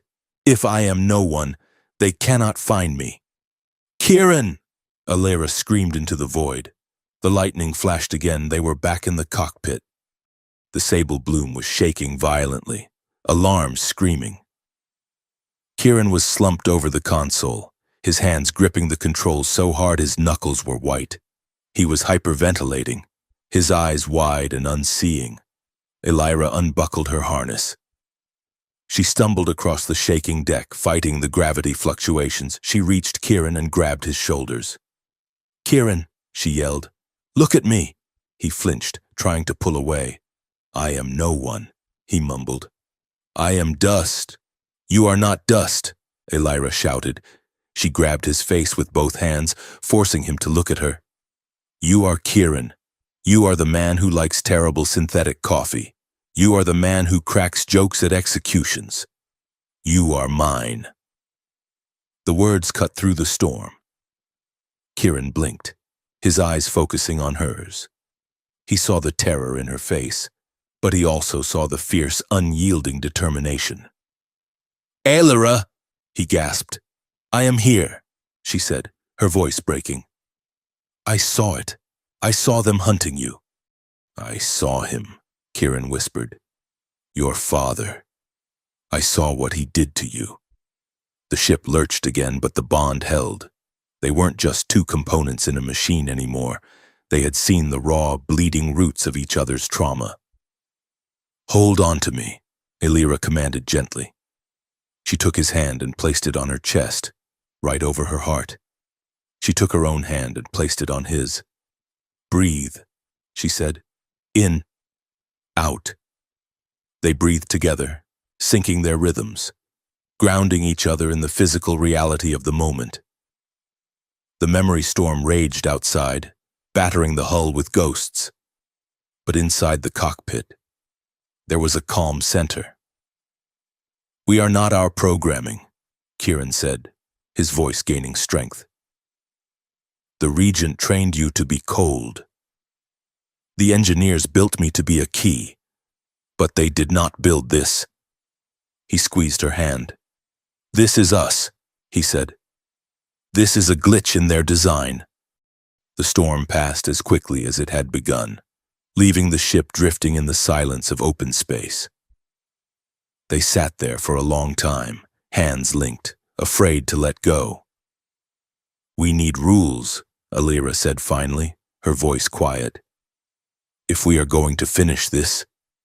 Kieran nodded, wiping sweat from his forehead. "Rules are good. We do not use this," she gestured between them, "as an escape. We do not touch just to stop being afraid. When we are together, it has to be deliberate. It has to be because we want it, not because we need a shield." "Agreed," Kieran said. He looked at her, and the look was heavy with a new kind of respect. "No more hiding, even from each other." The ruins of the Dusk Crown lay at the center of a silent system, wrapped around a star that had been artificially dimmed to a low, sullen red. It was a ring world, but it was fractured. The massive megastructure was broken into 3 concentric arcs, floating in a sea of debris. It didn't look like a weapon. It looked like a temple that had been shattered by a god's fist. "Approaching the outer perimeter," Mirth 9 said. The AI sounded unusually subdued. "I am detecting massive energy spikes. The Guardians are waking up." "Guardians?" Alara asked. "Biomechanical sentinels," Kieran said, reading the sensor data. They are not attacking. They are scanning. A beam of pure white light hit the sable bloom. It didn't damage the shields. It passed right through them, scanning the hull, the systems, and the crew. A voice resonated through the ship's hull. It was not a spoken language, but a direct telepathic impulse that translated instantly in their minds. State your intent. They judge intention, Kieran said. Not purity, not blood, intention. I am Princess Elira of Vaelora. Elira spoke into the comms, her voice steady. I come to open the records. The cost of truth is sacrifice, the voice boomed. Suddenly, the cockpit simulation changed. Elira was no longer on the ship. She was standing on a floating platform. In front of her was a control console. To her left, a projection of 1,000 Valoran citizens, men, women, children, trapped in a burning tower. To her right, the button that would deactivate the Dusk Crown and save her own life. Choose, the Sentinel demanded. Save the many or save the self. It was a test, a simulation of moral weight. I will not choose, Elira said. I will not sacrifice them to save myself. And I will not sacrifice myself if it means leaving them to a tyrant. She stepped forward and smashed the console, breaking the binary choice. I will find a third way.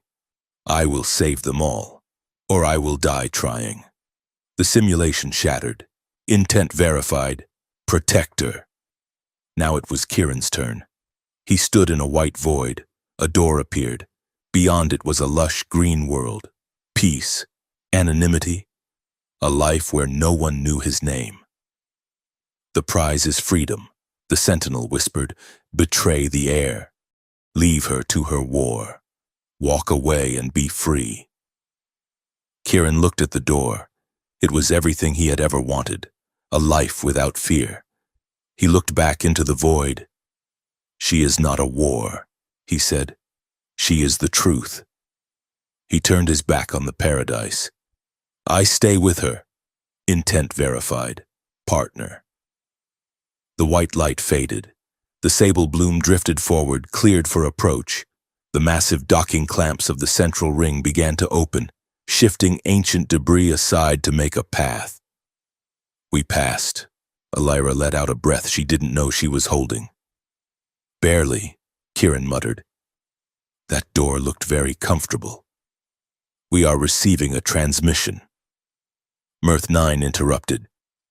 It is coming from Vaelora, but it is not on a royal channel. It is a lullaby frequency. Elira froze. She tapped the console. A sound filled the cockpit, a soft, humming melody. It was the song her mother used to hum to her when she was a baby, before the tutors took over, before the regent forbade displays of affection. Underneath the melody, buried in the data stream, was a voice. Elira, my brave girl.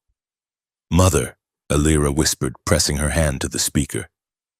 If you are hearing this, you have reached the crown. The regent consort's voice was hurried, breathless. I cannot speak long. The regent knows. He knows you are the lock. He has initiated the fail-safe protocol. The voice crackled with static. He does not intend to fight you, Elira. He intends to destroy the board. He has rigged the crown ruins with a quantum destabilizer. If you activate the throne, he will collapse the star. He will kill you, me, and himself rather than let the truth be broadcast. Elira stared at the speaker, horror dawning. He has a hostage, the message continued. He has taken the entire servant caste of the lower levels into the blast zone. Millions of people. He is betting that you are too soft to pull the trigger if it means killing them. The lullaby hummed one last time. Do not come back for me, save the future, I love you. The transmission died. The silence in the cockpit was absolute. He has hostages, Kieran said, his voice cold. He is holding millions of people in front of the gun. He thinks I am weak, Alira said. She stood up, her face setting into a mask of terrible resolve. He thinks I will hesitate. Will you? Kieran asked. We are going in, Alira said. We are going to the throne. The sable bloom glided into the heart of the ruins. The massive blast doors of the central spire groaned open, revealing a cavernous chamber lit by the dying red star. In the center of the chamber sat the throne engine. It did not look like a weapon. It did not look like a seat of power. It was a massive circular interface made of clear crystal and living metal. It pulsed with a soft, inviting light. It looked like a confessional booth built for giants. It looked like a place where you went to whisper secrets that could change the universe. It looks like a confession waiting to happen, Kieran whispered. Then let us give it something to say, Alira said. She engaged the landing thrusters. The ship touched down on the ancient platform. They stood at the edge of the galaxy's history, two broken halves of a key, ready to unlock a door that might destroy them both. The core of the Dusk Crown was not a machine room. It was a cathedral of light, suspended in the center of a hollowed-out asteroid. The walls were lined with strata of data crystals that pulsed with the memories of 1,000 dead civilizations. Alira and Kieran stood on the central dais, bathed in the glow of the holographic history that swirled around them. It was a revelation that shattered every lesson Alira had ever been taught in the royal nursery. The holograms did not show conquest. They did not show the Valeran ancestors crushing their enemies beneath boots of white steel. They showed handshakes. They showed councils where species of all shapes, chitinous, fluid, mammalian, sat in circles, debating trade routes and art. The Dusk Crown was not a weapon designed to enforce purity. It was a massive galaxy-spanning translation engine, a device built to force cooperation by linking the prosperity of one system to the survival of another. It was a peace treaty, Kieran whispered, watching a phantom image of a human and a Valeran exchanging a data shard. It was never about blood. It was about balance. My family turned a handshake into a shackle, Alira said, her voice hollow. She reached out to touch the phantom light, but her hand passed through it. They erased the peace so they could sell us the protection. The sable bloom shuddered violently beneath their feet, the living metal of the deck plates contracting in fear. Captain? Mirth9's voice echoed from the drone hovering nervously by Alira's shoulder. I hate to interrupt this moment of historical existential dread, but the ship is having a panic attack. She says she feels something cold. Cold? Kieran asked, tearing his eyes away from the holograms. Not temperature, Mirth9 corrected. Emotional zero, absolute lack of empathy. It is a signature she recognizes. Alira felt the blood drain from her face. She knew that signature. My father, she whispered. The massive blast doors at the far end of the chamber, sealed for centuries, began to groan. Sparks of laser-cutting fire erupted along the seams, painting jagged orange lines on the ancient metal. He tracked us, Kieran realized. He did not track the transponder. He tracked the ship's emotional response to us. The blast doors imploded. Smoke billowed into the sanctuary, thick and acrid. Through the haze, the silhouette of a heavy assault transport emerged, flanked by a dozen Royal Guard shock troopers in pristine white armor, and walking between them, unhurried, elegant, and terrifying, was the Regent. He did not look like a monster. He looked like a statue carved from ice. He wore the high-collared robes of the state, his face smooth with regeneration treatments, his eyes devoid of anything resembling warmth. Above him, projected from the transport's comms array, The massive holographic face of the High Tribunal flickered into existence, filling the upper cavern. "The sentence has been amended." The tribunal's synthesized voice boomed, shaking the dust from the crystals. "The execution of the blood thief Kieran is no longer a private matter. It shall be broadcast to the 12 sectors as a warning to all who seek to pollute the line. And you, Alara." The regent stopped 10 meters from the dais. He looked at his daughter with a disappointment that cut deeper than any blade. "You are ill," the regent said softly. His voice carried perfectly in the acoustics of the chamber. "You have been infected by the chaos of the lower species. But we can fix you." "I am not broken," Alara said, stepping in front of Kieran. "I am finally awake." "The tribunal has authorized a cleansing," the regent continued, ignoring her words as if they were the babbling of a feverish child. "We will scrub the memories of the last 2 months. We will reset your neural pathways. You will be compliant again. You will be perfect again." Kieran stepped up beside her. "She is not a program you can debug, Your Excellency." The regent's eyes snapped to Kieran. The disgust was palpable. "Do not speak to me, creature. You are a biological error." "Father, stop," Alara pleaded, raising her hands. "Look around you. Look at the history. The purity laws are a lie. The crown requires us to work together. If you kill him, you destroy the key to the very power you want to control." "I do not want the power of the crown," the regent said coldly. "I want the silence it provides." He gestured to the troopers. They raised their rifles, the targeting lasers painting red dots on Kieran's chest. "Negotiation is over," the regent declared. "Surrender the thief, Alara, or I will expand the blast radius." A holographic map materialized next to the regent. It showed a settlement on the moon of Oshar, the same market moon where they had met Sarah Vaunt. "We have a fleet in position," the regent said. "We have identified the rebel cell that assisted you, and we have identified the servant caste districts that harbor them.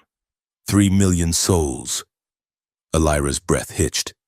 "Surrender," the regent commanded, "or I burn them all. The choice is yours. Be a hero to one mongrel, or a savior to millions."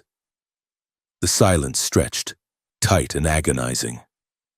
Mirth 9 bobbed up between them. "I have a suggested speech for this moment," the AI chirped, though its optical shutter was twitching nervously. "It goes, 'Oh, look, a distraction,' followed by running away. Alternatively, I have a monologue about dramatic betrayal, but it feels a bit heavy-handed given the genocide threat." "Quiet. Mirth," Alara hissed. Kieran looked at the map of the moon. He looked at the red dots on his chest. Then he looked at Alara. "He means it," Kieran said softly. "He will kill them." "He is bluffing," Alara said, though she knew he wasn't. "He never bluffs," Kieran said. He took a step away from her. "My life is not worth 3 million people. Alara, I am just one man." "No," Alara said, grabbing his arm. "Do not do this." "If I surrender," Kieran said, his voice steady but his eyes terrified, "he lets the moon go. You get to live. You get to be fixed, but you will be alive." "I will be a hollow shell," Alara shouted. "And the galaxy will still be in chains. Surrendering does not save them, Kieran. It just delays their execution until they become inconvenient again." She turned to face her father. The fear was still there, pounding in her chest like a trapped bird, but the anger was stronger. The clarity was absolute. "I choose the third path," Alara declared. "There is no third path," the regent said, bored. "There is the truth," Alara said. "I am going to turn on this machine, father, and I am going to let it tell the galaxy exactly what you are." She grabbed Kieran's hand and pulled him toward the throne engine at the center of the dais. "Kill them!" the Regent ordered. The shock troopers opened fire. "Mirth! Gravity!" Elira screamed.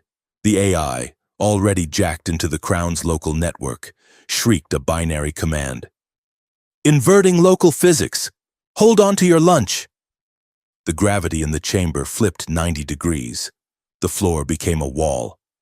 The troopers, caught off guard, fell sideways, tumbling into the statuary and sliding down the length of the chamber.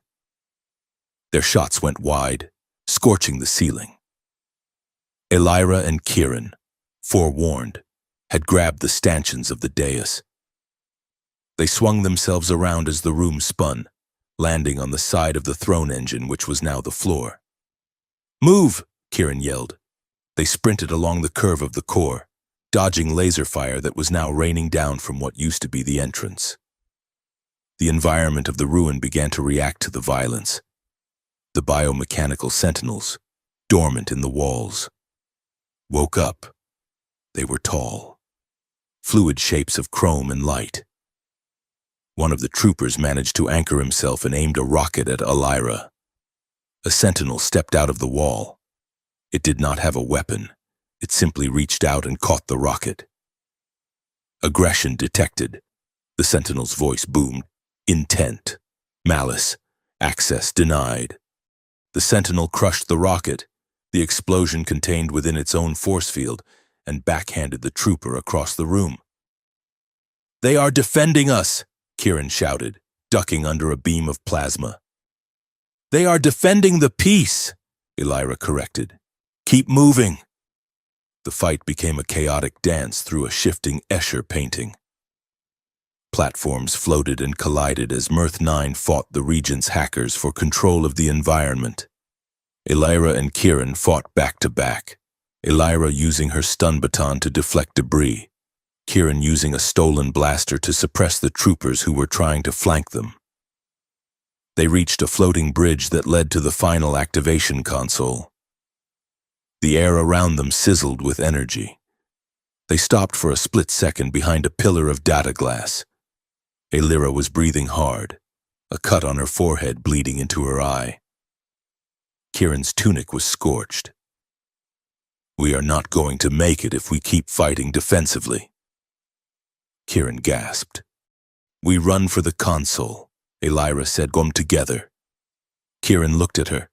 In the chaos of the battle, with the gravity warping and the galaxy burning, everything else fell away.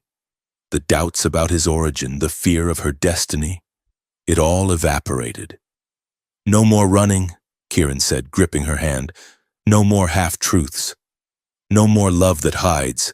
Elira finished the vow. "If we die as us." "On 3, Kieran said. 1, Elira counted. 2, 3. They broke cover. They sprinted across the bridge. Laser fire chewed up the walkway behind them. A trooper dropped from the ceiling, landing directly in their path with a vibro blade drawn.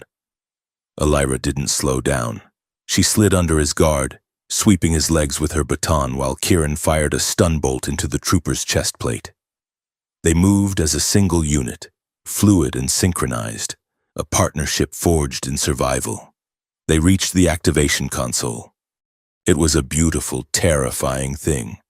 A pool of liquid light that swirled with the colors of the nebula. Above it, the massive holographic lenses of the broadcast array began to align. "Touch it," Kieran yelled. "Both of us!" The system required 2 signatures, the crown and the key. They raised their hands. "Stop," the Regent's voice roared. He was there. He had used personal gravity boots to walk up the side of the pillar. He stood on the edge of the platform, his face twisted in a rictus of pure hatred. He held a ceremonial dagger, a blade of jagged obsidian that drank the light. He lunged. He didn't aim for Elira. He knew she was the lock. He aimed for the key. Kieran tried to dodge, but the Regent was faster than any human had a right to be. The obsidian blade plunged into Kieran's side, just below the ribs. It wasn't a killing blow, not immediately. It was calculated. The Regent ripped the blade out, slick with bright red blood. Filth, the regent spat. He swung the bloody knife and struck the console. He didn't break it. He smeared Kieran's blood across the pristine interface. The system requires purity of intent, the regent screamed, his composure finally shattering into madness. It requires noble blood. Let it taste the fear of a mongrel. Let it taste the pain of a slave. The console shrieked. The blue light turned a sickly, violent purple. The machine began to convulse, reading the blood not as a key, but as a corruption, the pain, the trauma, the violence in the sample. It was poisoning the handshake. Kieran fell to his knees, clutching his side. Elira? Elira caught him. She looked at the blood seeping through his fingers. Then she looked at her father. The regent stood there, panting, triumphant. It will reject him. It will see him as a virus and purge the system. You have failed. A rage, white-hot and blinding, exploded in Elira's chest. It was the rage of a lifetime of silence. It was the rage of every time she had been told to smile. Every time she had been told she was perfect. Every time she had been forced to watch cruelty and call it order. She snatched the blaster from Kieran's belt. She leveled it at her father's chest. The regent laughed. Go ahead. Show me you are my daughter. Show me you have the stomach for it. Kill me. And you become the regent. You become the thing you hate. Elira's finger tightened on the trigger. She wanted to do it. She wanted to burn him out of the universe. It would be justice. It would be easy. She looked at Kieran. He was pale, shaking. But he was looking at her. He wasn't looking at the gun. He was looking at her eyes. Mercy is not weakness, he had told her once. Mercy is control. If she pulled the trigger, she validated his worldview. She proved that violence was the only way to solve the problem. She proved that power was the only truth. Elira lowered the gun. No, she said. Her voice was quiet, but it cut through the noise of the dying machine. I am not your daughter, not anymore. She holstered the weapon and turned her back on him. She knelt beside Kieran. The machine is confused, she said, pressing her hands over his on the wound. It tastes the pain. We have to give it something else. We have to overwhelm it. With what? Kieran gasped, his teeth gritted against the agony. With the whole truth, Elira said. Everything. The mess, the fear, the love. We have to scream it into the system. She grabbed his bloody hand, the hand the regent had tried to use as a poison, and slammed it onto the console alongside her own. Speak, she commanded. I am Kieran, he yelled, his voice cracking. I am a liar. I was built to be a tool. I am terrified of dying. I lied to get away. The purple light flickered. I am Elira, she shouted, her voice joining his. I am the coward who hid in a glass tower. I hated my family. I wanted to burn it all down. The machine hummed, the dissonance smoothing out. It was listening. It was hearing the raw, unfiltered humanity beneath the genetic markers. I love him, Elira screamed, tears streaming down her face. I love him, and it scares me to death. That is the truth. I choose her, Kieran gasped, his head falling onto her shoulder. I choose her over the freedom. I choose the pain if it means I am real. The console flashed, white, gold, blindingly bright. The system did not reject the pain. It accepted it. It accepted the fear and the love and the regret as the necessary components of a living, breathing alliance. It recognized that cooperation was not about two perfect things fitting together, but about two broken things holding on. Identity verified, intent, honest, broadcasting. The roof of the chamber dissolved into a beam of pure data. The signal shot upward, punching through the rock, through the interference, through the regent's blockade. It hit the relay satellites and multiplied. Across the Vyloran Empire, Screens flickered. In the grand plazas of the capital, the victory banners were replaced by the holographic history of the peace treaty. In the mines of the asteroid belt, the slave collars deactivated as the truth of the species override hit the servers.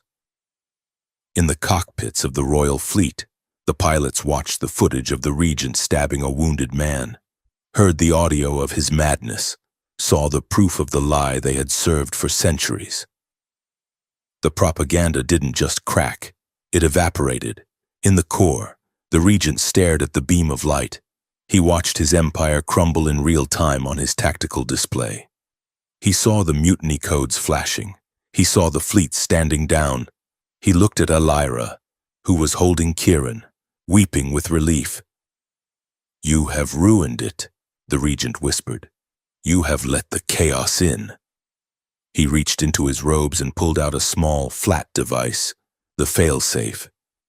"If I cannot order the galaxy," the regent said, his voice devoid of any emotion now, just a flat, dead finality, "then I will cleanse it." "Father, no!" Elira shouted. He pressed the button. A siren began to wail, a sound that was not heard, but felt in the marrow of the bone. The red star outside the window flared. The gravity anchors holding the ruin together disengaged. "Royal Purge Protocol initiated," the computer announced, its voice calm and polite. "Total structural collapse in T-minus 60 seconds. Thank you for your service." The floor began to buckle. The walls started to fold inward. "Run!" Kieran wheezed, trying to stand but failing. Elira grabbed him, hauling him up, wrapping his arm around her neck. "We are leaving. Kieran. We are both leaving." "The ship!" Mirth 9 screamed, darting down to them. "The Sable Bloom is docking. She is coming through the wall. She is very upset." The black nose of the living ship smashed through the side of the chamber, vines flailing, ramp extending like a tongue. Elira dragged Kieran toward it. She didn't look back at her father. The regent stood alone on the dais, watching the light, waiting for the end of the world he had built. They scrambled up the ramp as the ceiling began to fall. The star at the center of the Dusk-Crown ruins did not explode in a conventional sense. It unspooled. The red dwarf, previously dimmed by ancient containment fields, woke with a violence that defied physics. The light did not travel in straight lines, it curved, wrapping around the crumbling architecture like liquid fingers. Time began to stutter.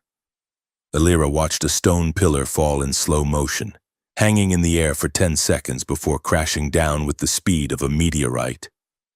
"The hallway is unraveling," Kieran shouted, his voice sounding distorted, as if he were speaking from the bottom of a well. He was right. The corridor ahead of them was stripping away into raw space. The metal floor plates were dissolving into clouds of mathematical data, revealing the swirling, terrified void of the nebula beneath them. "Keep moving," Elira commanded, gripping Kieran's arm to anchor him as the gravity fluctuated wildly. "The docking bay is ahead." They were not alone in the corridor. The collapse of the central chamber had flushed out everyone: rebels, royal shock troopers, and terrified functionaries. A squad of the Regent's Guard lay pinned under a fallen support beam, their white armor cracked, their weapons useless against the crushing weight of the dying station. Kieran hesitated, looking at the soldiers who, minutes ago, had been trying to kill them. Elira did not hesitate. She skidded to a halt, the magnetic soles of her boots sparking against the buckling deck. "Help me!" she ordered, grabbing the edge of the beam. "They are the enemy." Elira.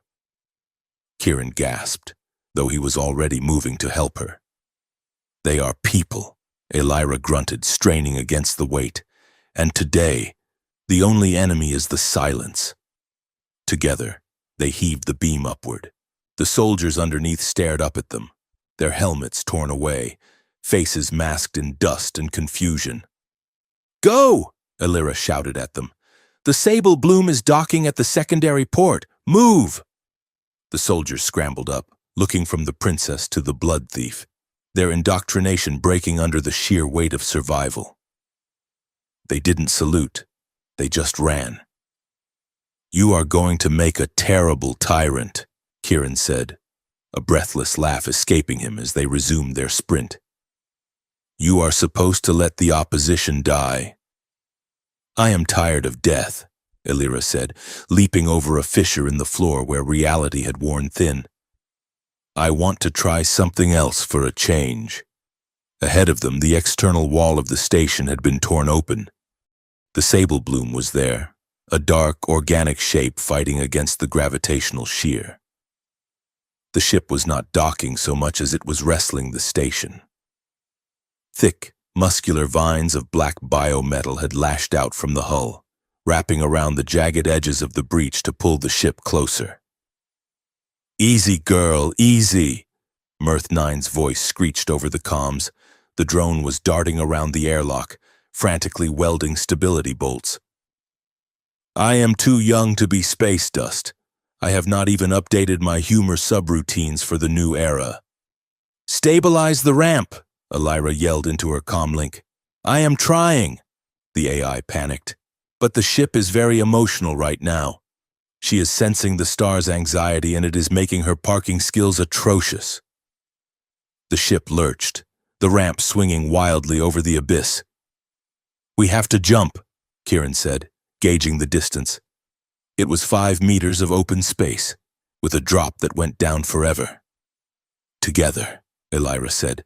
They braced themselves, but before they could leap, a tractor beam slammed into them from above. It was not a rescue beam. It was a containment field, heavy and crushing.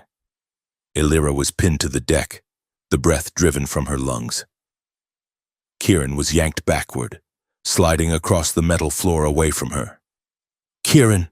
she screamed, fighting against the invisible weight. Above them, a heavy extraction platform descended through the shattered roof of the corridor. It was emblazoned with the seal of the High Tribunal.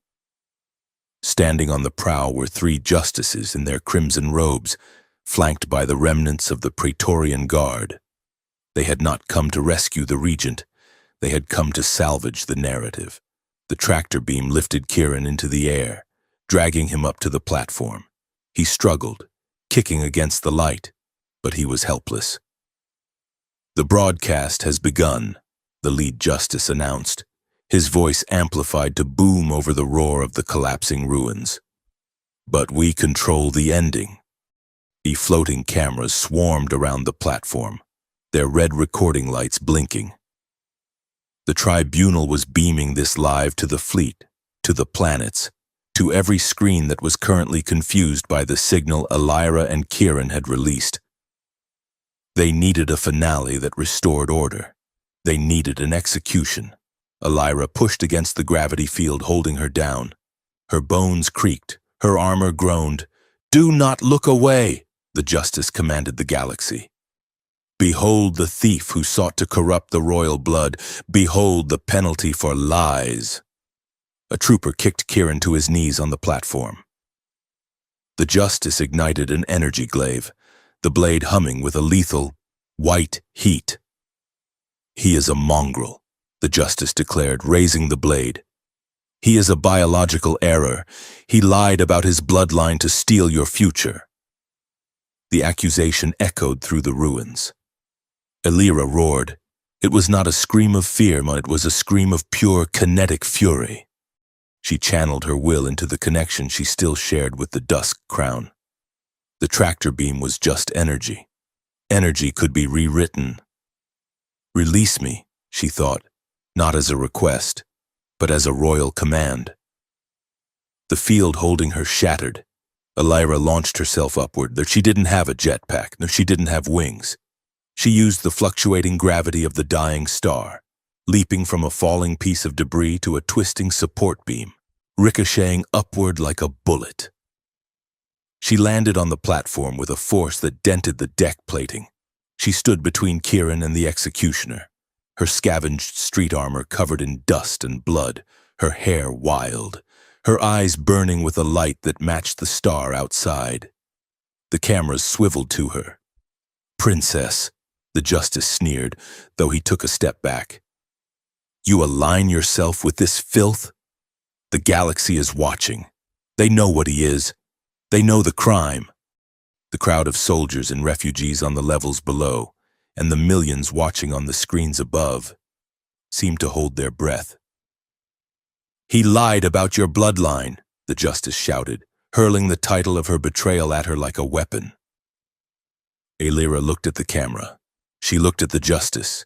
Then she looked down at Kieran, who was bleeding, battered, and looking up at her with awe. "Yes," Alira said. Her voice was not amplified, but in the sudden silence of the platform it rang like a bell. "He did." She turned to the galaxy. "He lied to survive you," she declared. "He lied because you built a world where the truth is a death sentence. He lied to protect a legacy that you tried to erase." She reached down and pulled Kieran to his feet. She didn't pull him up as a servant. She pulled him up until they stood shoulder to shoulder. "He is not my property," Alira announced, staring into the lens of the nearest drone. "And he is not my mistake. He is my equal. And he is under my protection." The justice's face turned purple. "He is a fraud. He has no honor." Kieran stepped forward. He wiped the blood from his mouth. He looked into the camera, and for the first time, he didn't try to charm the audience. He didn't smile. "I am a fraud," Kieran admitted, his voice rough. "My name is not Kieran of the Guild. My name is Lost. My people were hunted to extinction so that you could have cheap shipping lanes." He looked at the justice, his eyes hard. "I lied to stay alive," Kieran said. "But I will not apologize for surviving, and I will not apologize for waking up the truth." "Silence him!" the justice shrieked, swinging the glaive. But the broadcast had already changed. The signal from the Dusk Crown, which Alira and Kieran had activated in the core, finally pushed through the tribunal's jamming. The holographic overlay appeared on every screen in the Empire, superimposed over the live feed of the execution. It showed the records. It showed the first regent altering the genetic texts. It showed the massacre of the Dusk people. It showed the blueprints of the purity laws, revealing them to be nothing more than control mechanisms for the Crown tech. The truth did not spread like a rumor. It spread like a virus.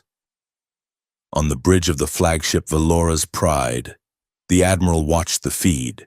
He looked at the DNA schematic that proved the mongrels were actually the other half of the key. He looked at his navigation officer, a woman of mixed heritage he had been ordered to report twice. "Belay the firing order," the Admiral said quietly. "Sir?" the tactical officer asked. "I said belay the order," the Admiral barked. "The target is not a traitor. The target is the heir." On the platform, the Justice's comm bead exploded with noise. Reports of mutinies, fleets powering down their weapons, planetary councils declaring neutrality. The political gravity had flipped just as violently as the physical gravity. "It is over," Alira said to the Justice.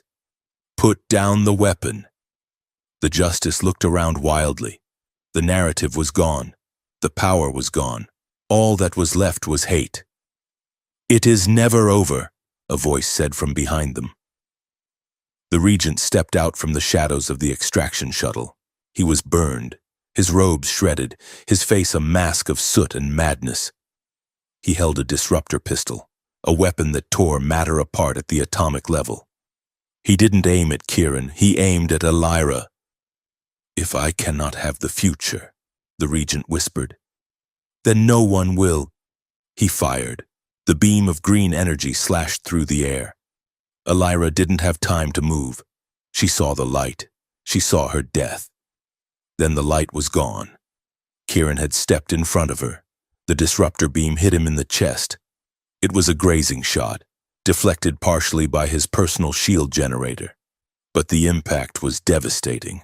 It threw him backward, slamming him into Elira, knocking them both to the deck. "Kieran!" Elira screamed. She scrambled over him. His chest armor was slagged, smoke rising from the burn. He was gasping, his eyes losing focus. "I told you," he wheezed, a bloody smile touching his lips. "Action, not blood." Elira looked up at her father. The regent stood there, the gun smoking in his hand. He looked confused. He had expected her to die. He had not expected the tool to sacrifice itself for the user. Elira felt a grief so profound it threatened to stop her heart. She wanted to curl up around Kieran and die with him. She wanted to close her eyes. But a queen does not close her eyes. Elira stood up. She did not scream. She did not cry. She went cold. She raised her hand. The crown tech in her blood responded to the sheer magnitude of her will. The sentient ruins around them groaned. "Disarm," she commanded. She didn't aim it at her father. She aimed it at the platform itself. The metal of the extraction platform rippled. The weapons of the Praetorian Guard dissolved, the molecules simply unbinding. The Justice's energy glaive evaporated into mist. The Regent's pistol turned into dust in his hand. It was a display of power that was absolute and terrifyingly non-lethal. The Regent stared at his empty hand. He looked at his daughter, and for the first time, he looked small. "You are weak," he whispered. "You should have killed me." "Mercy is not weakness," Elira said, her voice echoing the lesson Kieran had taught her. "It is control. And I am in control now." She turned back to Kieran. The sable bloom had finally stabilized the dock. Vines were racing across the gap, forming a bridge to the platform. Mirth 9 was hovering over Kieran, spraying Medigel into the wound.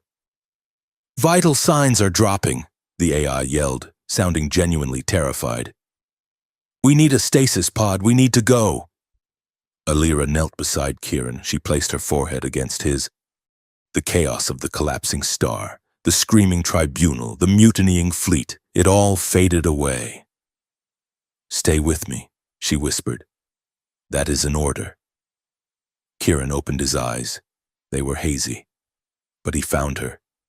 "You are very bossy for a rebel." "I am not a rebel," she said, tears finally spilling over, mixing with the soot on his face. "I am a woman who wants a life, not a symbol, not a rebellion, just a life, with you." Kieran's hand found hers. He squeezed, weak but steady. "I choose you, Elira, even if it costs everything. I choose you." "Warning!" The Crown's automated voice boomed. "Purge protocol critical. Ruin implosion in T-10 seconds." The world began to turn white. The star was consuming the station. "Get him on the ship!" Elira screamed at the soldiers she had saved earlier. They rushed forward, lifting Kieran. They ran across the vine bridge, carrying the wounded man who had been their enemy 10 minutes ago. Elira was the last one on the bridge. She stopped at the airlock of the sable bloom. She looked back one last time. The regent and the tribunal justices stood on the platform. They were not running. They stood amidst the dissolving reality of their own making, watching the new era leave them behind. The lights swallowed them. Elira jumped into the airlock. "Punch it," she screamed. The sable bloom screamed a defiance that shook the bones of the universe. The biodrives flared, pushing the ship past the speed of light just as the ruin collapsed into a singularity. The silence that followed was heavy and profound. 3 days later, the sable bloom drifted in the quiet orbit of a nebula on the edge of the uncharted territories. The ship was battered, the hull scorched, but the heart of it beat with a strong, steady rhythm. Elira sat on the observation deck. She was wearing a simple tunic, her armor packed away. She held a cup of tea that she hadn't touched in an hour. The door hissed open. Kieran walked in. He was moving slowly, favoring his left side, clutching a cane that Mirth 9 had fabricated out of a spare hydraulic strut. His chest was wrapped in bandages, but he was upright. He was alive. "You look terrible," Alara said, not turning around. "You look beautiful," Kieran replied, limping over to sit beside her on the bench. "And also terrible. Have you slept?" "No," Alara admitted. "I keep waiting for the alarm." "There are no alarms," Kieran said. "The Empire is in chaos, and the planetary governors are too busy arguing over the new history records to hunt us. We are yesterday's news." "We are not news," Alara said. "We are symbols." She gestured to the data pad on her lap. It showed the new sigil that was being spray-painted on walls from the core to the rim. It wasn't the royal crest, and it wasn't the dusk key. It was a hybrid, 2 lines entwined, breaking a circle. "They do not know what to call me," she said quietly. "I am not the princess anymore, but I am not a commoner. I am just the one who broke the machine." "You are Alara," Kieran said. He reached out and took her hand. His grip was firm. "That is enough." Alara looked at him. She looked at the scars on his face, the gray hairs that had appeared in the last week. They were both bruised, battered, and carrying the weight of a galaxy that expected them to fix everything. "We cannot fix it all," she said. "No," Kieran agreed. "But we gave them the truth. What they do with it is up to them." Suddenly, the ship's console chimed. It wasn't a distress beacon, and it wasn't a threat. It was a message from the Dusk Crown, or rather, from what the Dusk Crown had become. A holographic display flickered to life in front of the window. It showed a waveform, complex, ancient, and deep. "What is that?" Alara asked. "It is a handshake," Kieran said, reading the data. His eyes went wide. "Alara, when we activated the crown, we did not just broadcast to the Empire." Who did we broadcast to?" she asked. "Everyone," Kieran whispered. The signal went into deep space, past the rim, past the known charts. The waveform shifted, resolving into a star map. New stars were flaring on the horizon, systems that had been dark for 1,000 years. And from the darkness between the galaxies, a response was pinging back. "Something heard us," Kieran said, looking at her with a mix of terror and exhilaration. "Something ancient." They noticed the lock opening. Alara looked out at the vast, terrifying, beautiful dark. The story wasn't over. The happily ever after wasn't a garden party. It was a universe getting bigger, stranger, and more dangerous. But as she looked at the new stars, she didn't feel the old fear. She felt the warmth of Kieran's hand. She felt the steady hum of the ship that loved them. She felt the weight of the truth she had chosen. "Let them come," Alara said softly. She leaned her head against Kieran's shoulder. "We have a ship," she said. "We have the truth. And I am done running." Kieran kissed the top of her head. "So," he asked, looking at the unknown vector on the map, "where to?" Alara smiled, and for the first time, it wasn't a royal mask. It was a smile that belonged only to her. "Anywhere we want."